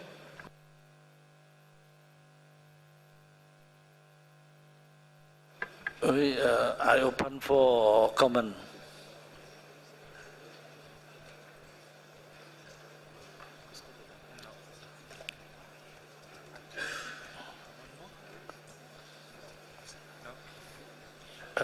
Rapporteur said that no amendment, no request of amendment. So I invite the committee member to adopt the decision number 37.7b.38. No objection, so the decision is adopted. Secretariat, please. Merci, Monsieur le Président. Le prochain bien à examiner est l'île de Saint-Louis au Sénégal. Depuis la publication du rapport sur l'état de conservation, aucune nouvelle information n'a été reçue sur la situation du bien, notamment en rapport avec les questions d'établissement des mécanismes de gestion, de contrôle des constructions, d'attribution de permis de construire pour stopper la dégradation observée du tissu urbain et de son architecture. En outre, l'absence d'un gestionnaire du bien travaillant directement sur le site, bien entendu, nous sommes informés qu'il a été nommé, est un facteur de préoccupation car il pourrait être probablement difficile dans le futur d'assurer un suivi adéquat de la mise en œuvre du programme de développement touristique qui prévoit d'aménager les quais et les places. ICOMOS souhaite également commenter sur d'autres aspects de ce rapport. Mais avant, je voudrais m'excuser auprès de la délégation du Sénégal d'une petite erreur qui s'est glissée dans le rapport concernant la date de réhabilitation du pont Faidherbe. Il s'agit plutôt de 2011 et non 2007, comme écrit dans le rapport.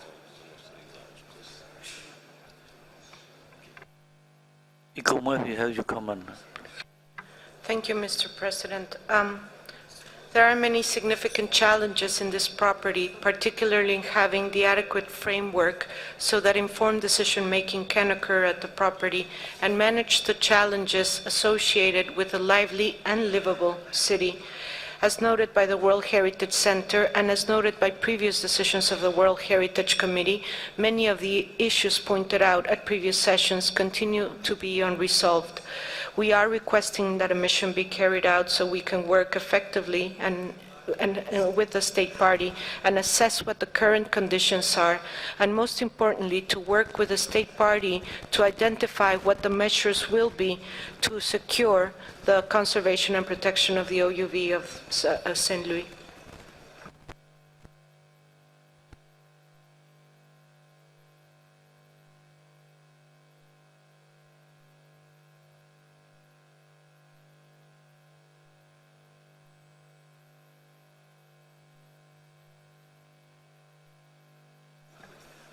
If you have comment on the amendment, please.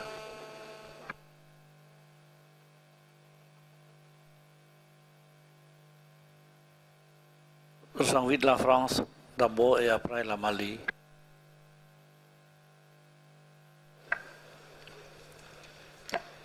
Merci, Monsieur le Président. Concernant ce bien, je voudrais tout d'abord rappeler les efforts de l'État partie, efforts à Saint-Louis qui sont exceptionnels, et mentionner le cofinancement avec la France de la réhabilitation du pont Faidherbe pour un budget de plus de 18 millions d'euros. Cet effort doit être salué et la dernière expertise de la Convention France-UNESCO en 2009 en a fait un constat positif. Le pont Faidherbe a été réhabilité en 2011, comme cela vient d'être évoqué. La France a fortement participé au plan de sauvegarde et de mise en valeur du bien. C'est, de l'avis de tous les experts, l'un des mieux conçus en la matière. Il doit être appliqué. En outre, il est important que l'État partie puisse apporter des éléments concernant différents projets de réhabilitation de certains édifices, mais également sur le programme de développement touristique et plus largement tout projet important prévu sur l'île de Saint-Louis et sa région.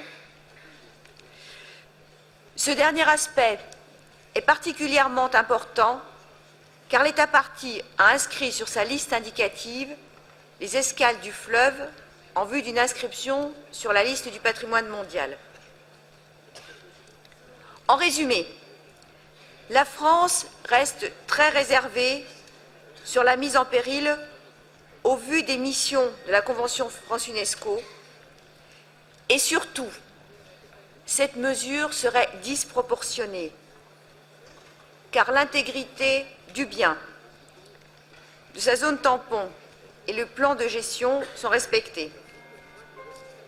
Une mission de la Convention France-UNESCO peut être menée dans ce cadre. Par ailleurs, la France a soumis au rapporteur un certain nombre d'amendements que nous sommes prêts à évoquer ultérieurement lors de la présentation. I give the floor to Mali. Merci, Monsieur le Président.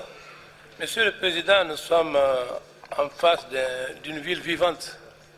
La ville de Saint-Louis est une ville vivante et je ne reviendrai pas sur les efforts faits par l'État parti pour pouvoir mettre en bon état le pont de Faidherbe, mais il y a un problème technique qui me préoccupe.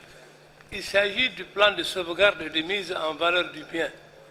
Ça, c'est vraiment un outil de gestion qui existe et je me pose la question de savoir pourquoi cet instrument de gestion qui a mobilisé beaucoup de ressources humaines et financières n'est pas encore appliqué. Si l'État parti peut vraiment nous apporter des éclaircissements sur ce point.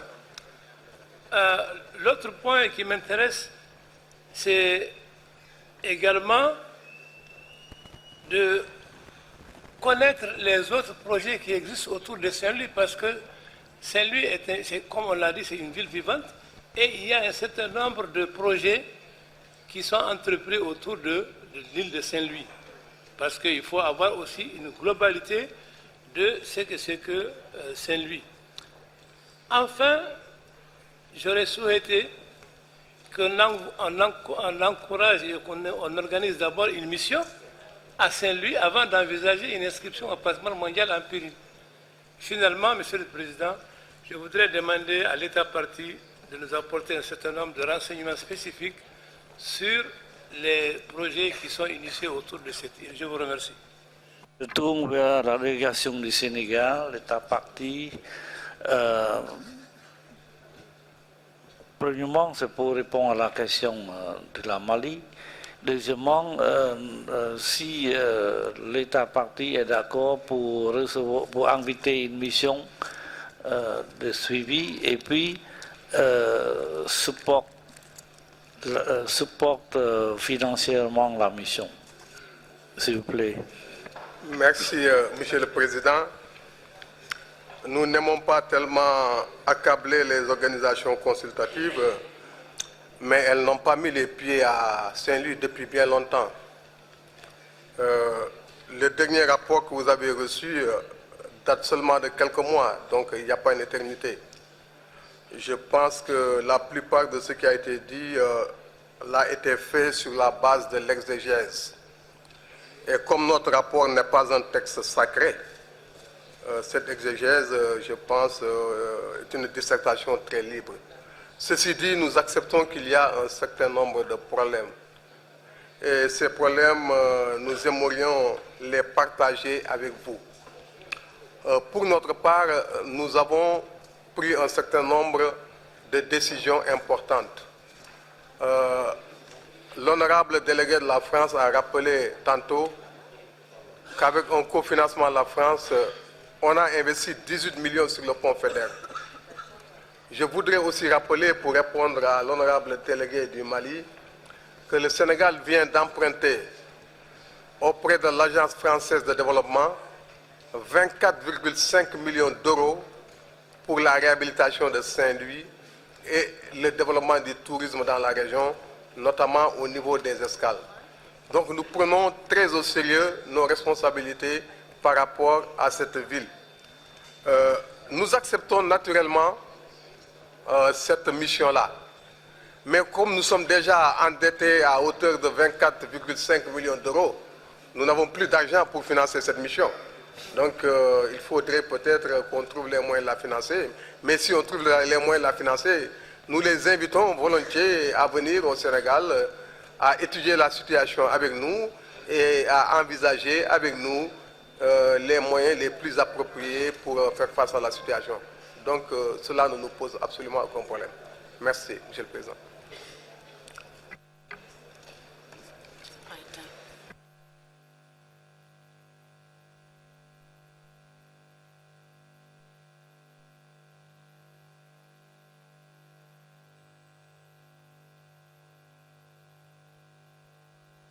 J'aime faire un éclaircissement, vous voyez.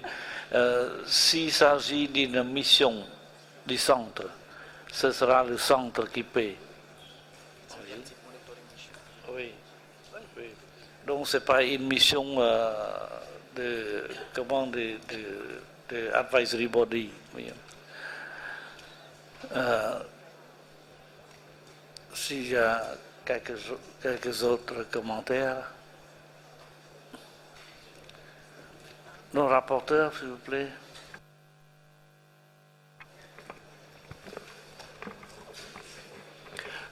Merci, Monsieur le Président. Voilà, on a les décisions en français et en anglais prêtes pour l'adoption.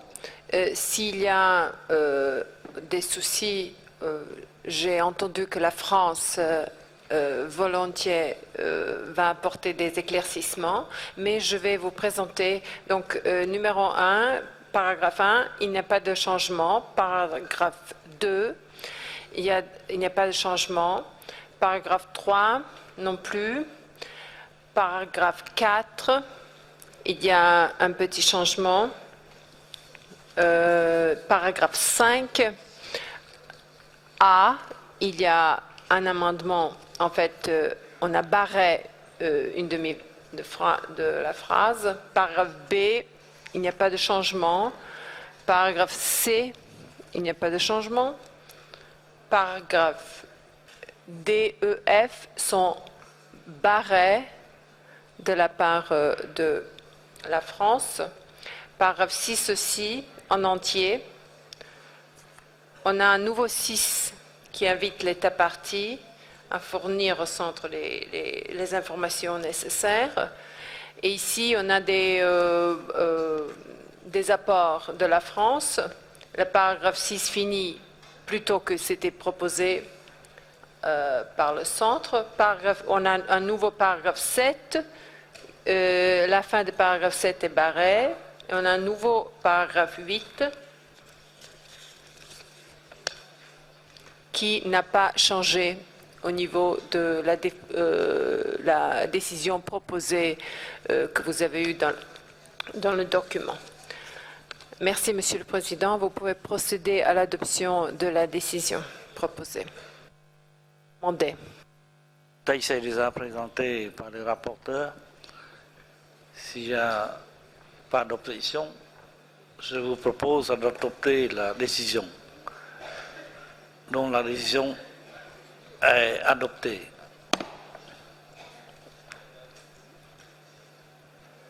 Secrétariat.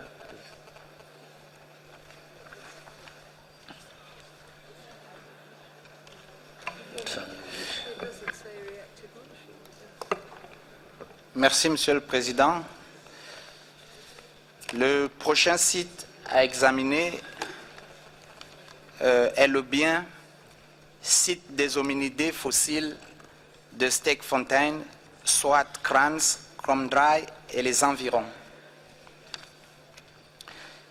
Distingués délégués, depuis l'inscription du bien, de nombreuses préoccupations ont été reçues par le Centre du patrimoine mondial au sujet d'une menace potentielle sur celui-ci.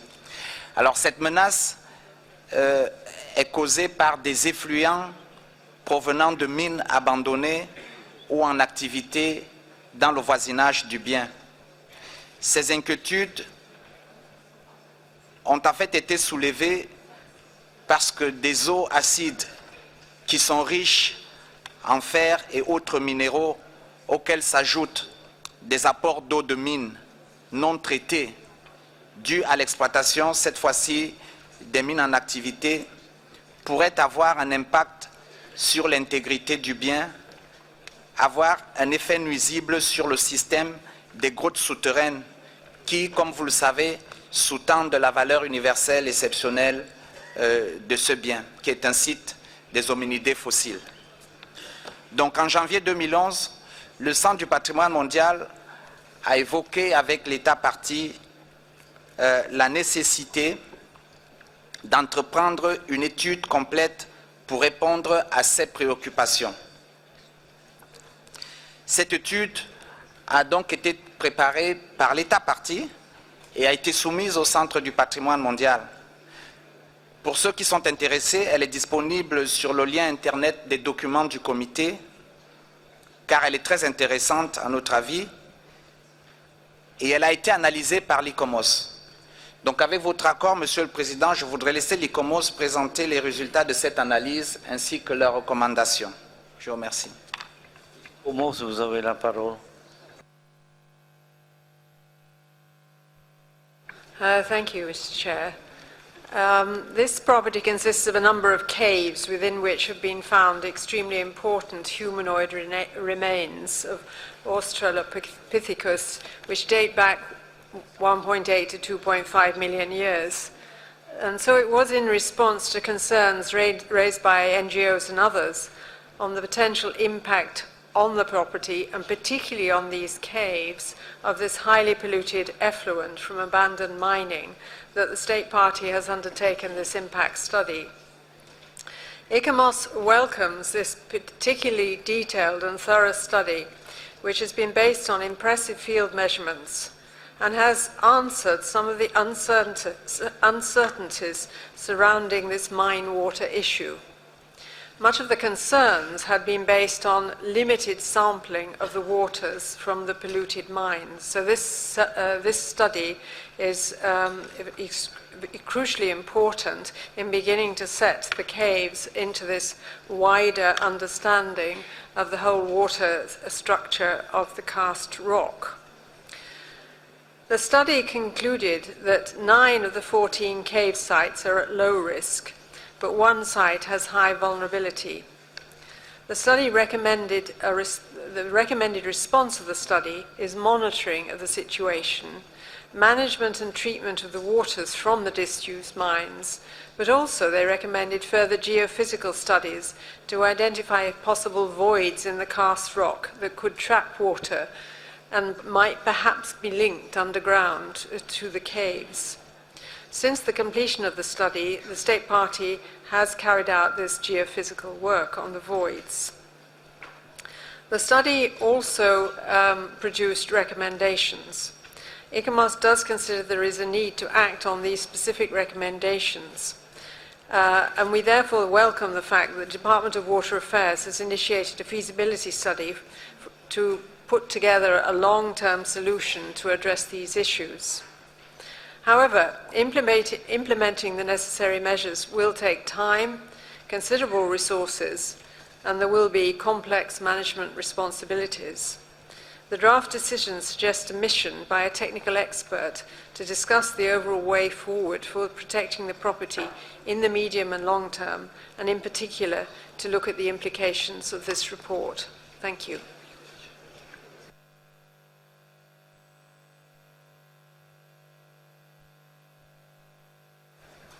I open for discussion, please. Sénégal, please. Merci, Monsieur le Président. Nous avons suivi avec beaucoup d'attention le rapport du Centre du patrimoine mondial et avec beaucoup plus d'attention encore les informations apportées par l'ICOMOS.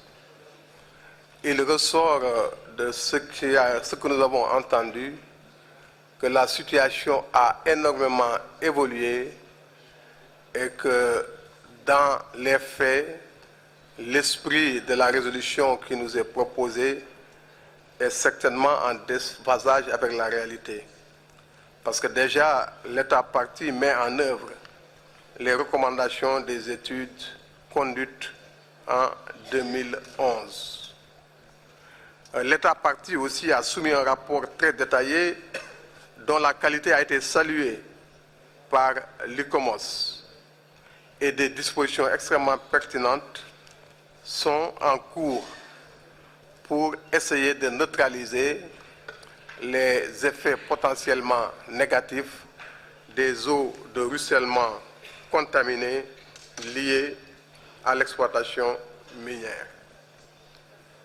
Pour toutes ces raisons, nous pensons que la tonalité de la résolution doit être atténuée, que les efforts de l'État partie doivent être salués et encouragés. Il apparaît très clairement que la valeur universelle exceptionnelle est très largement hors de danger en ce moment, même si des efforts sont encore à faire. Nous souhaiterions que la parole soit donnée à l'État partie pour qu'il apporte des informations complémentaires. Pour ce qui nous concerne, nous avons proposé un projet de résolution qui sera affiché le moment venu.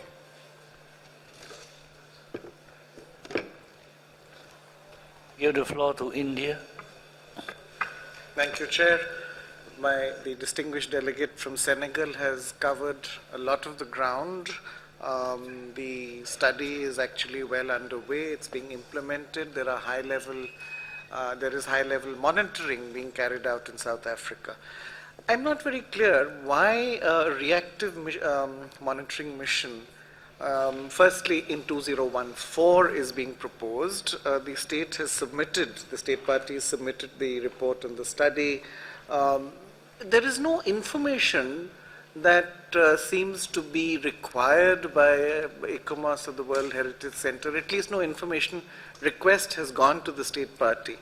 I think we should be a little firmer on these reactive monitoring missions. I mean, they just cannot happen, sort of in this manner. You have to have a reason for them, a rationale for them. It's a fairly serious business. Lastly, the issue of the state party submitting to the World Heritage Center under Para 172, this is completely unclear to us. 172 in any case is a paragraph that is fraught with implications and is not very clear.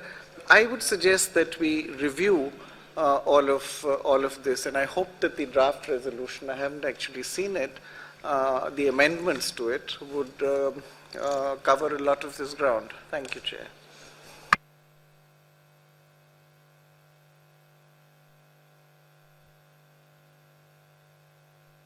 I ask the state party, South Africa, to take the floor.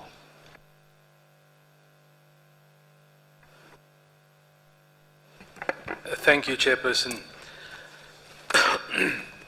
I think the importance of the site has been stressed by the previous speakers, Chair. And for that very reason, Chair, it's not only a priority for the World Heritage Center, but also for the state party. So much so that we've got an interministerial committee that was established to deal with this particular problem, Chair. The study that was, the proposed study was commissioned in terms of the recommendations and undertaken by a team of experts from South Africa's Center for Scientific and Industrial Research.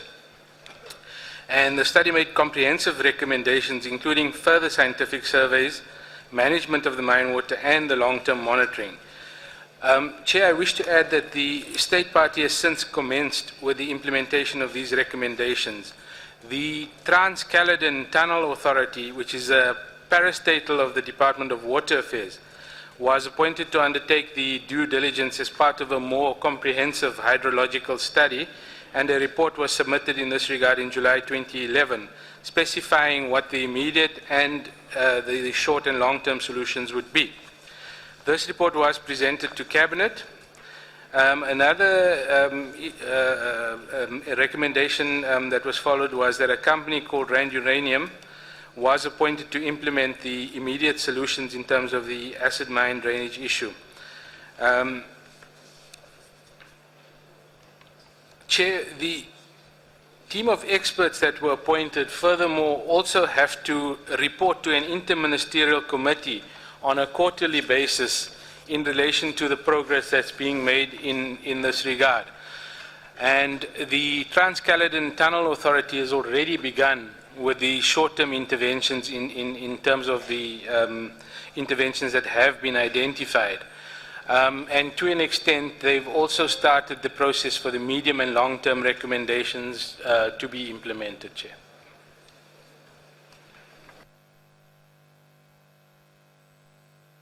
Don la parola ICOMOS. Thank you, Chair. Perhaps I could just comment on the question that was raised by the State Party, the Honourable Delegate from India, on why the draft decision included recommending that the State Party invite a reactive monitoring mission. I would like to stress that this mission was seen very much in the spirit of collaboration and cooperation to work with the State Party to consider the implications and work that they are planning on taking forward the recommendations of this study. We didn't see it in any way as a mission that was checking up on issues that we were not aware of, but looking in a very positive and structured way at how this extremely important work will be taken forward.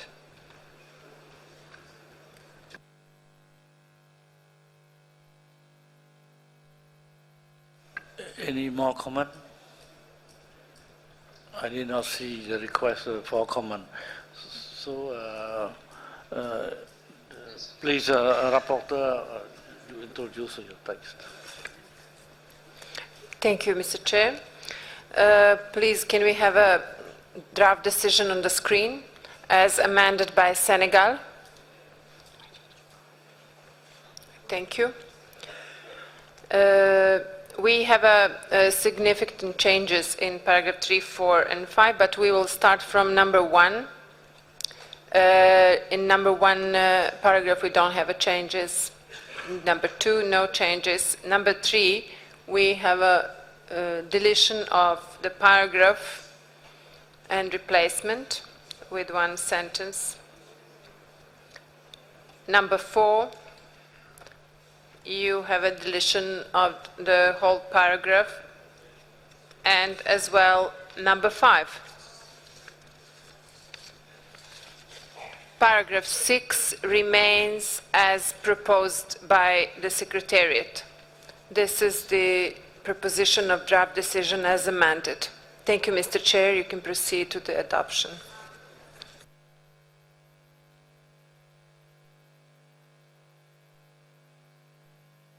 Oui, le texte est déjà présenté. S'il y a les commentaires. Non, je propose l'adoption de décision numéro 37 comme c'est B.44. Le texte est adopté.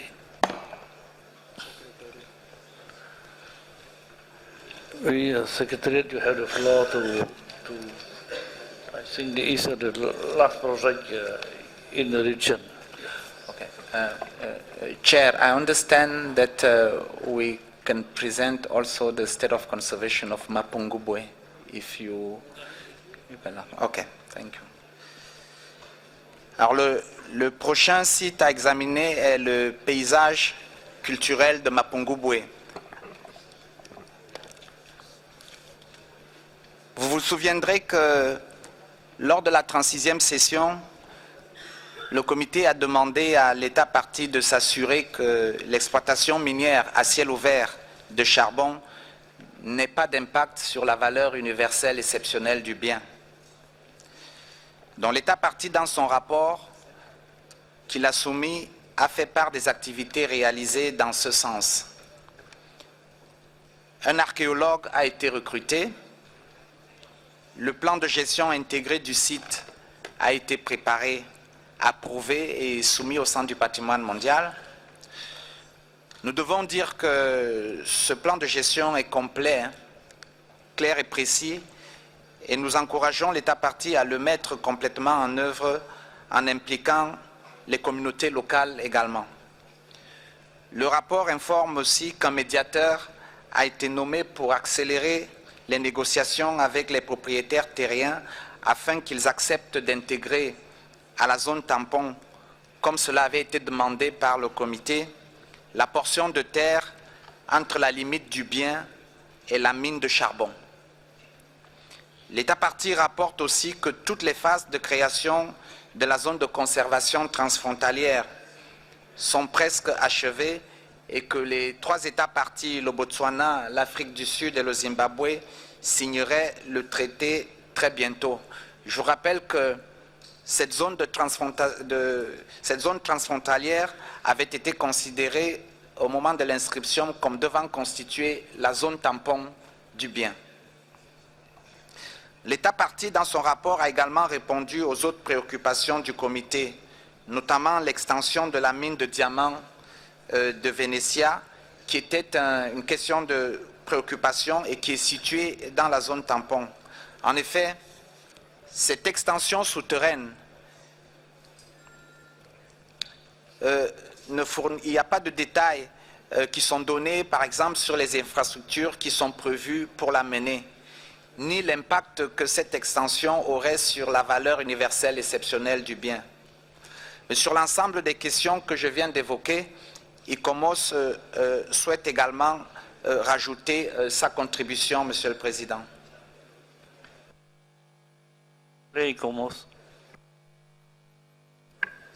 Thank you, Chair.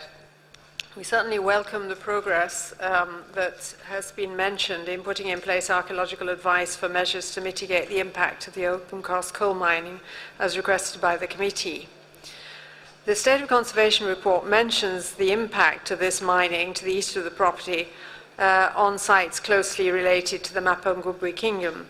I would like to point out that the text included a small error. It used the words "in the buffer zone," which is incorrect. It was stressing the impact on the sites associated with the main property. One of the major steps forward this year, as the World Heritage Centre has mentioned, is the progress with extending the buffer zone to cover the eastern side of the property. And we certainly welcome this progress, which has been made possible by the appointment of a facilitator to negotiate with the landowners. Just to comment on the completion of the management plan, ICOMOS undertook a review of this in which we stated that it was thorough, readable and professional. The State Party submitted a note in which it suggested that these words should have been included in the SOC report, and we do agree that our positive review could well have been mentioned. Thank you.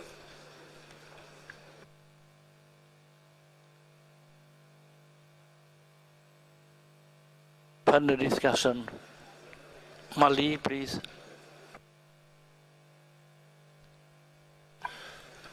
Merci, Monsieur le Président.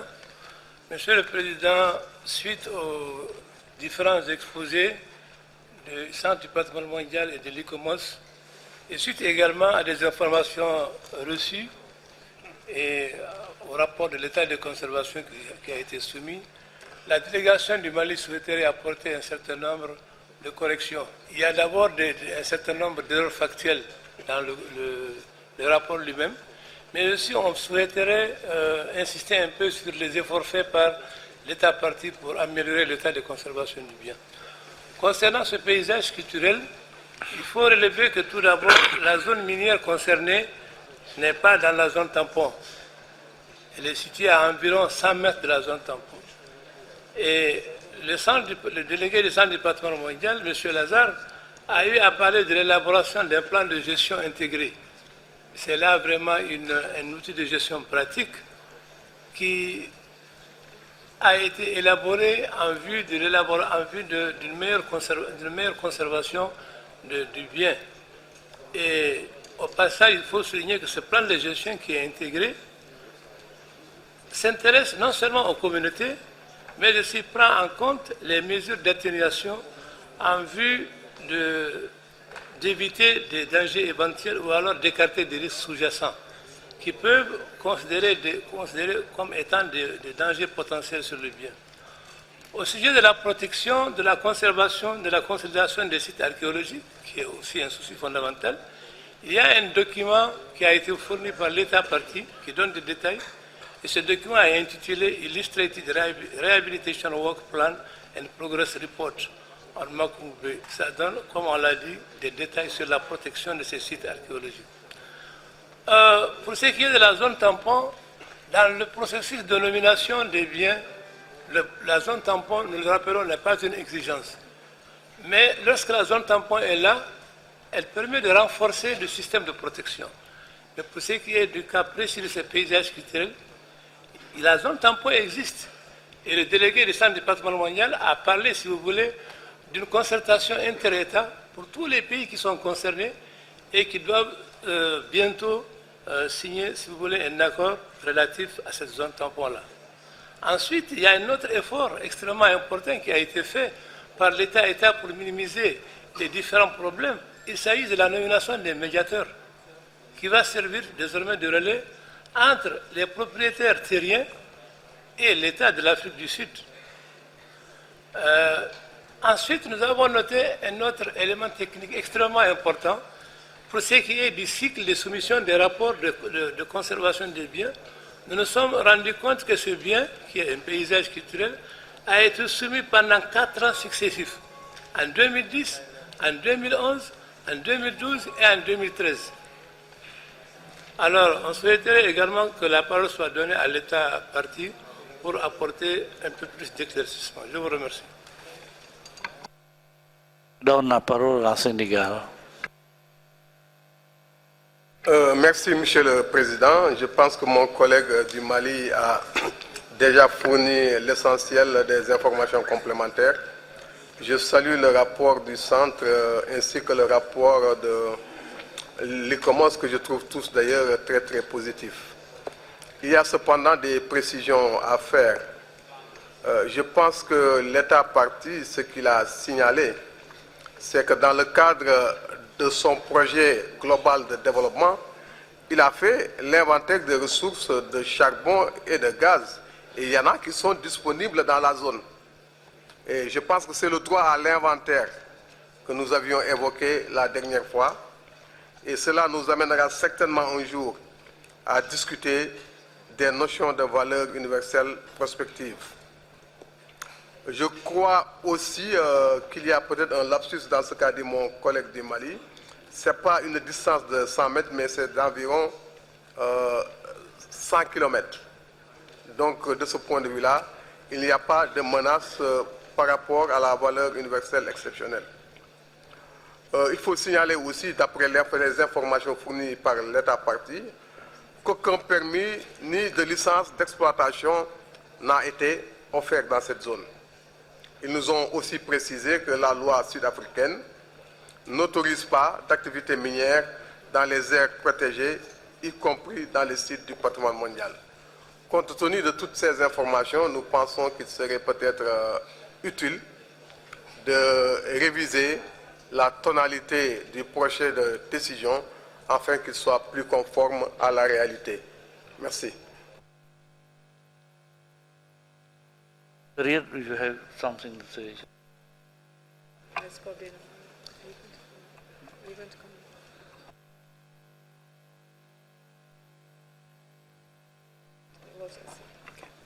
Merci, Monsieur le Président. Je voudrais juste apporter des clarifications sur une des questions qu'a soulevé l'honorable, le distingué délégué du Mali sur le document illustré, qui est un travail qui a été fait. Effectivement, ce travail est très bien mentionné dans le rapport de l'État parti qui a été soumis.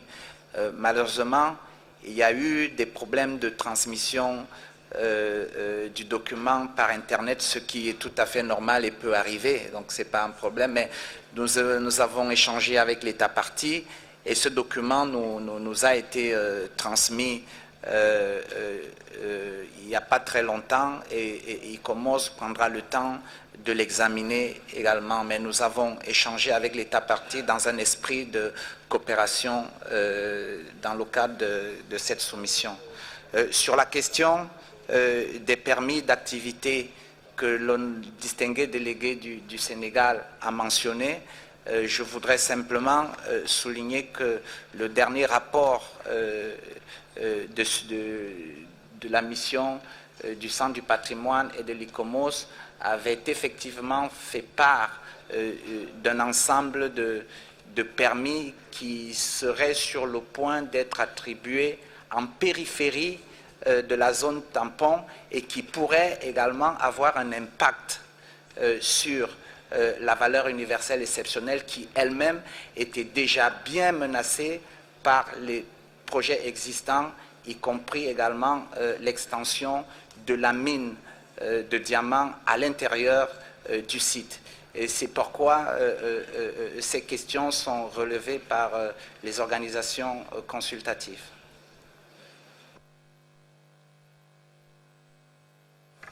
Je donne...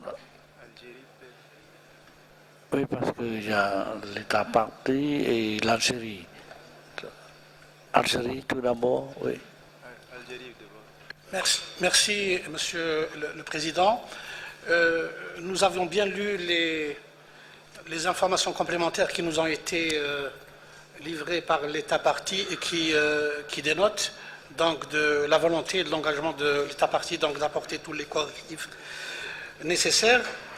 Et nous nous rallions, si vous voulez, à partir de ces informations donc à la proposition du Sénégal, qui est celle d'apporter en fait quelques nuances dans le projet de décision en intégrant les quelques éléments d'information apportés par l'État parti. Je vous remercie.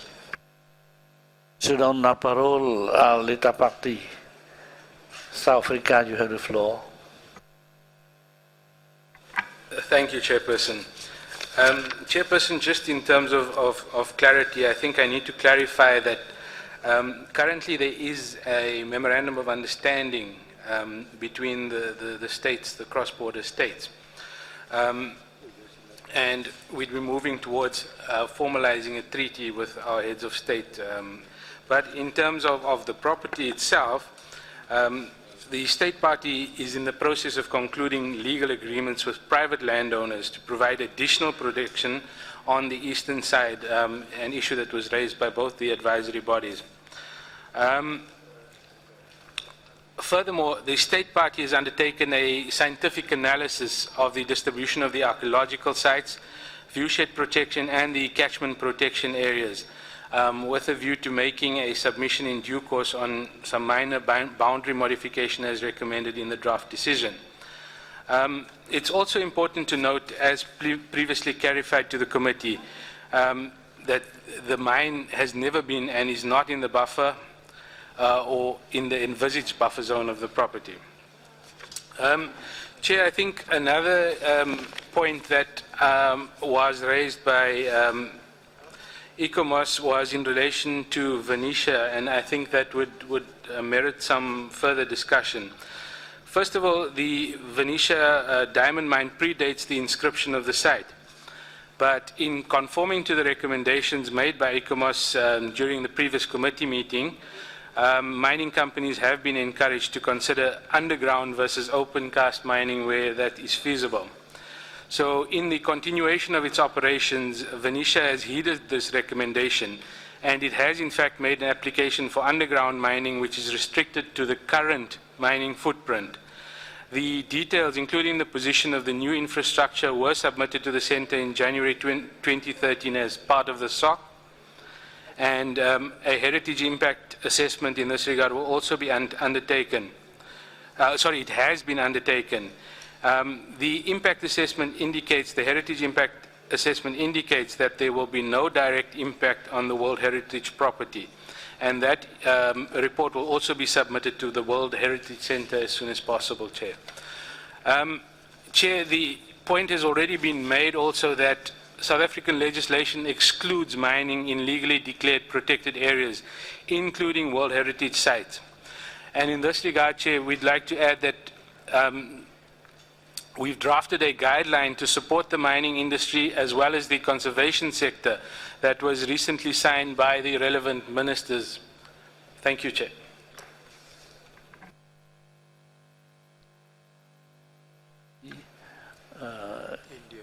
India. Thank you, Chair.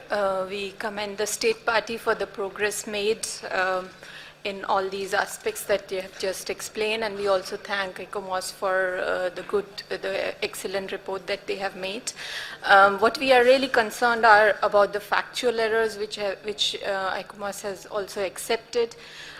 If we recall, we were looking at this case last year also, and this extent of mining was explained. It was clarified that it is beyond the buffer zone. So it's not really a factual error, it's a repeated factual error, and this is not the first case. So that is one concern. If the advisory bodies can record that and really take care of the factual errors in future. And as India supports the decision, the amendments that are being proposed by Senegal for this particular case. Thank you.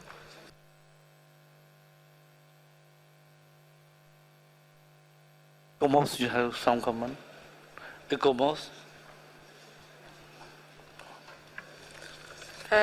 Thank you, Chair. And I have commented on the factual error, which of course we regret. Putting the words in the buffer zone were put in when they shouldn't have been. The State Party in their letter did also comment on a sentence about the extension of the buffer zone and what they saw as a conflict between what we said and what they said.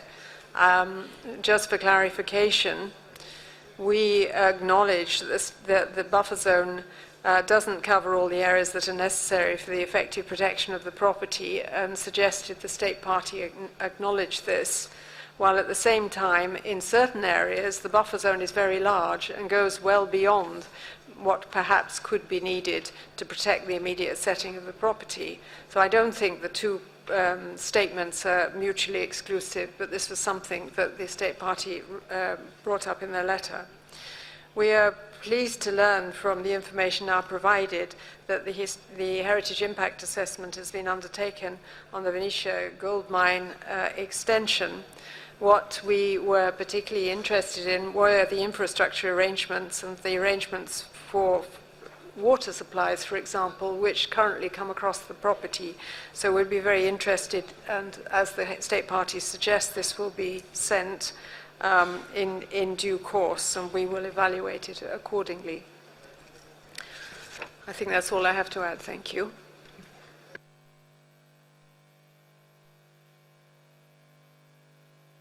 Is there more comment? Iraq, please. شكرا سيدي الرئيس. وددنا فقط أن نثني ونؤيد الاقتراحات التي قدمتها الدولة الطرف ونضيف صوتنا إلى كل من سبقونا وشكرا. Si, je pense que le rapporteur, c'est le temps pour faire la présentation du texte. Thank you, Mr. Chair. We received, as it has been said during the discussion, we received amendments presented to us by Mali, and from first in the first paragraph we don't have any changes. In the second we keep the original paragraph, third as well, fourth as well, fifth, number 6 as well, 7 as well. Paragraph 8, please Secretariat a little bit, because some of delegations, they were complaining we went too quickly last time with the other decisions. So the paragraph 8 was deleted as proposed by Mali. And then we have a new paragraph 8. Slowly, please, so that State parties members can see what we are proposing here.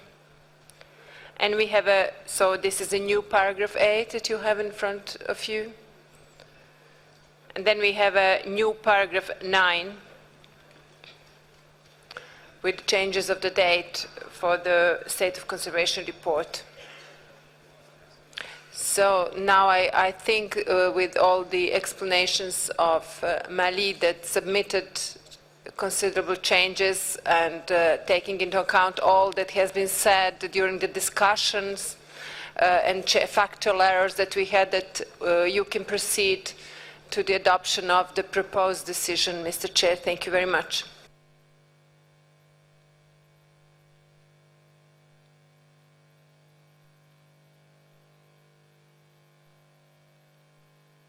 Donc le texte est déjà présenté. J'invite le membre du comité pour adopter la décision. Switzerland. Merci, Monsieur le Président. Nous avons entendu avec satisfaction que l'État partie n'autorisera pas des projets miniers dans les biens du patrimoine mondial parce que c'est interdit par la législation de l'État partie. Et il nous semble, si on enlève les paragraphes 8 et une partie du paragraphe 9 actuel, on pourrait les remplacer avec un nouveau paragraphe qui dit, et je lis, « Félicite l'État partie de ne pas autoriser des projets miniers dans les biens du patrimoine mondial. » Merci, Monsieur le Président.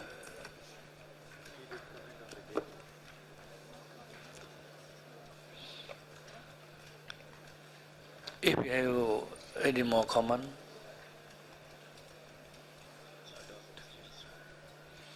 no more. So I propose the adoption of the text.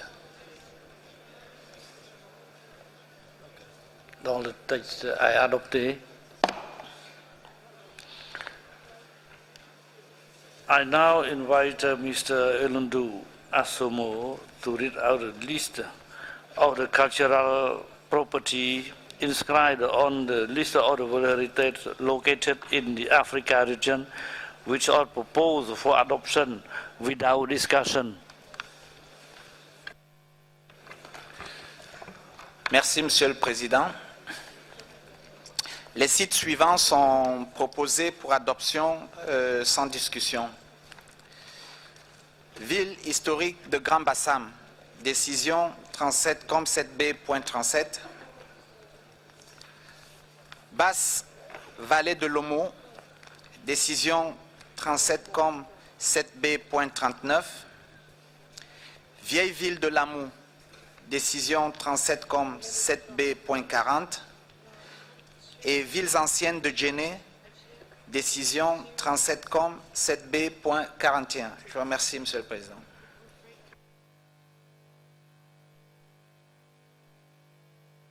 I propose adoption of the text. The text is adopted. I think we come to the end of this afternoon session. So before proposing the polls, I would like to make, I think, a new idea to Mr. Rubarat. I did say that if we can start his working group tomorrow morning, but now if Agency Rubarat can start to work this evening, it is quite better, up to him, yes. Dear colleague, as you can see that we are slightly ahead of our schedule. I would like to inform you that the question or the announcement of our timetable will be brought to the attention of the Bureau tomorrow morning in order to propose a rescheduling of the examination of the item of our agenda. The Bureau will present to the plenary its recommendation on the subject tomorrow morning. Because now I am not in a position to propose. You see, I need the adoption by the Bureau. However, I would like to confirm that the schedule foreseen for the examination or the nomination will be maintained from Friday 21 to Sunday 23. As many delegations have adopted their own schedule according to the examination of this item. So thank you very much for the attention. I adjourn the session. I just get some information to announce. Thank you very much, Mr. Chair.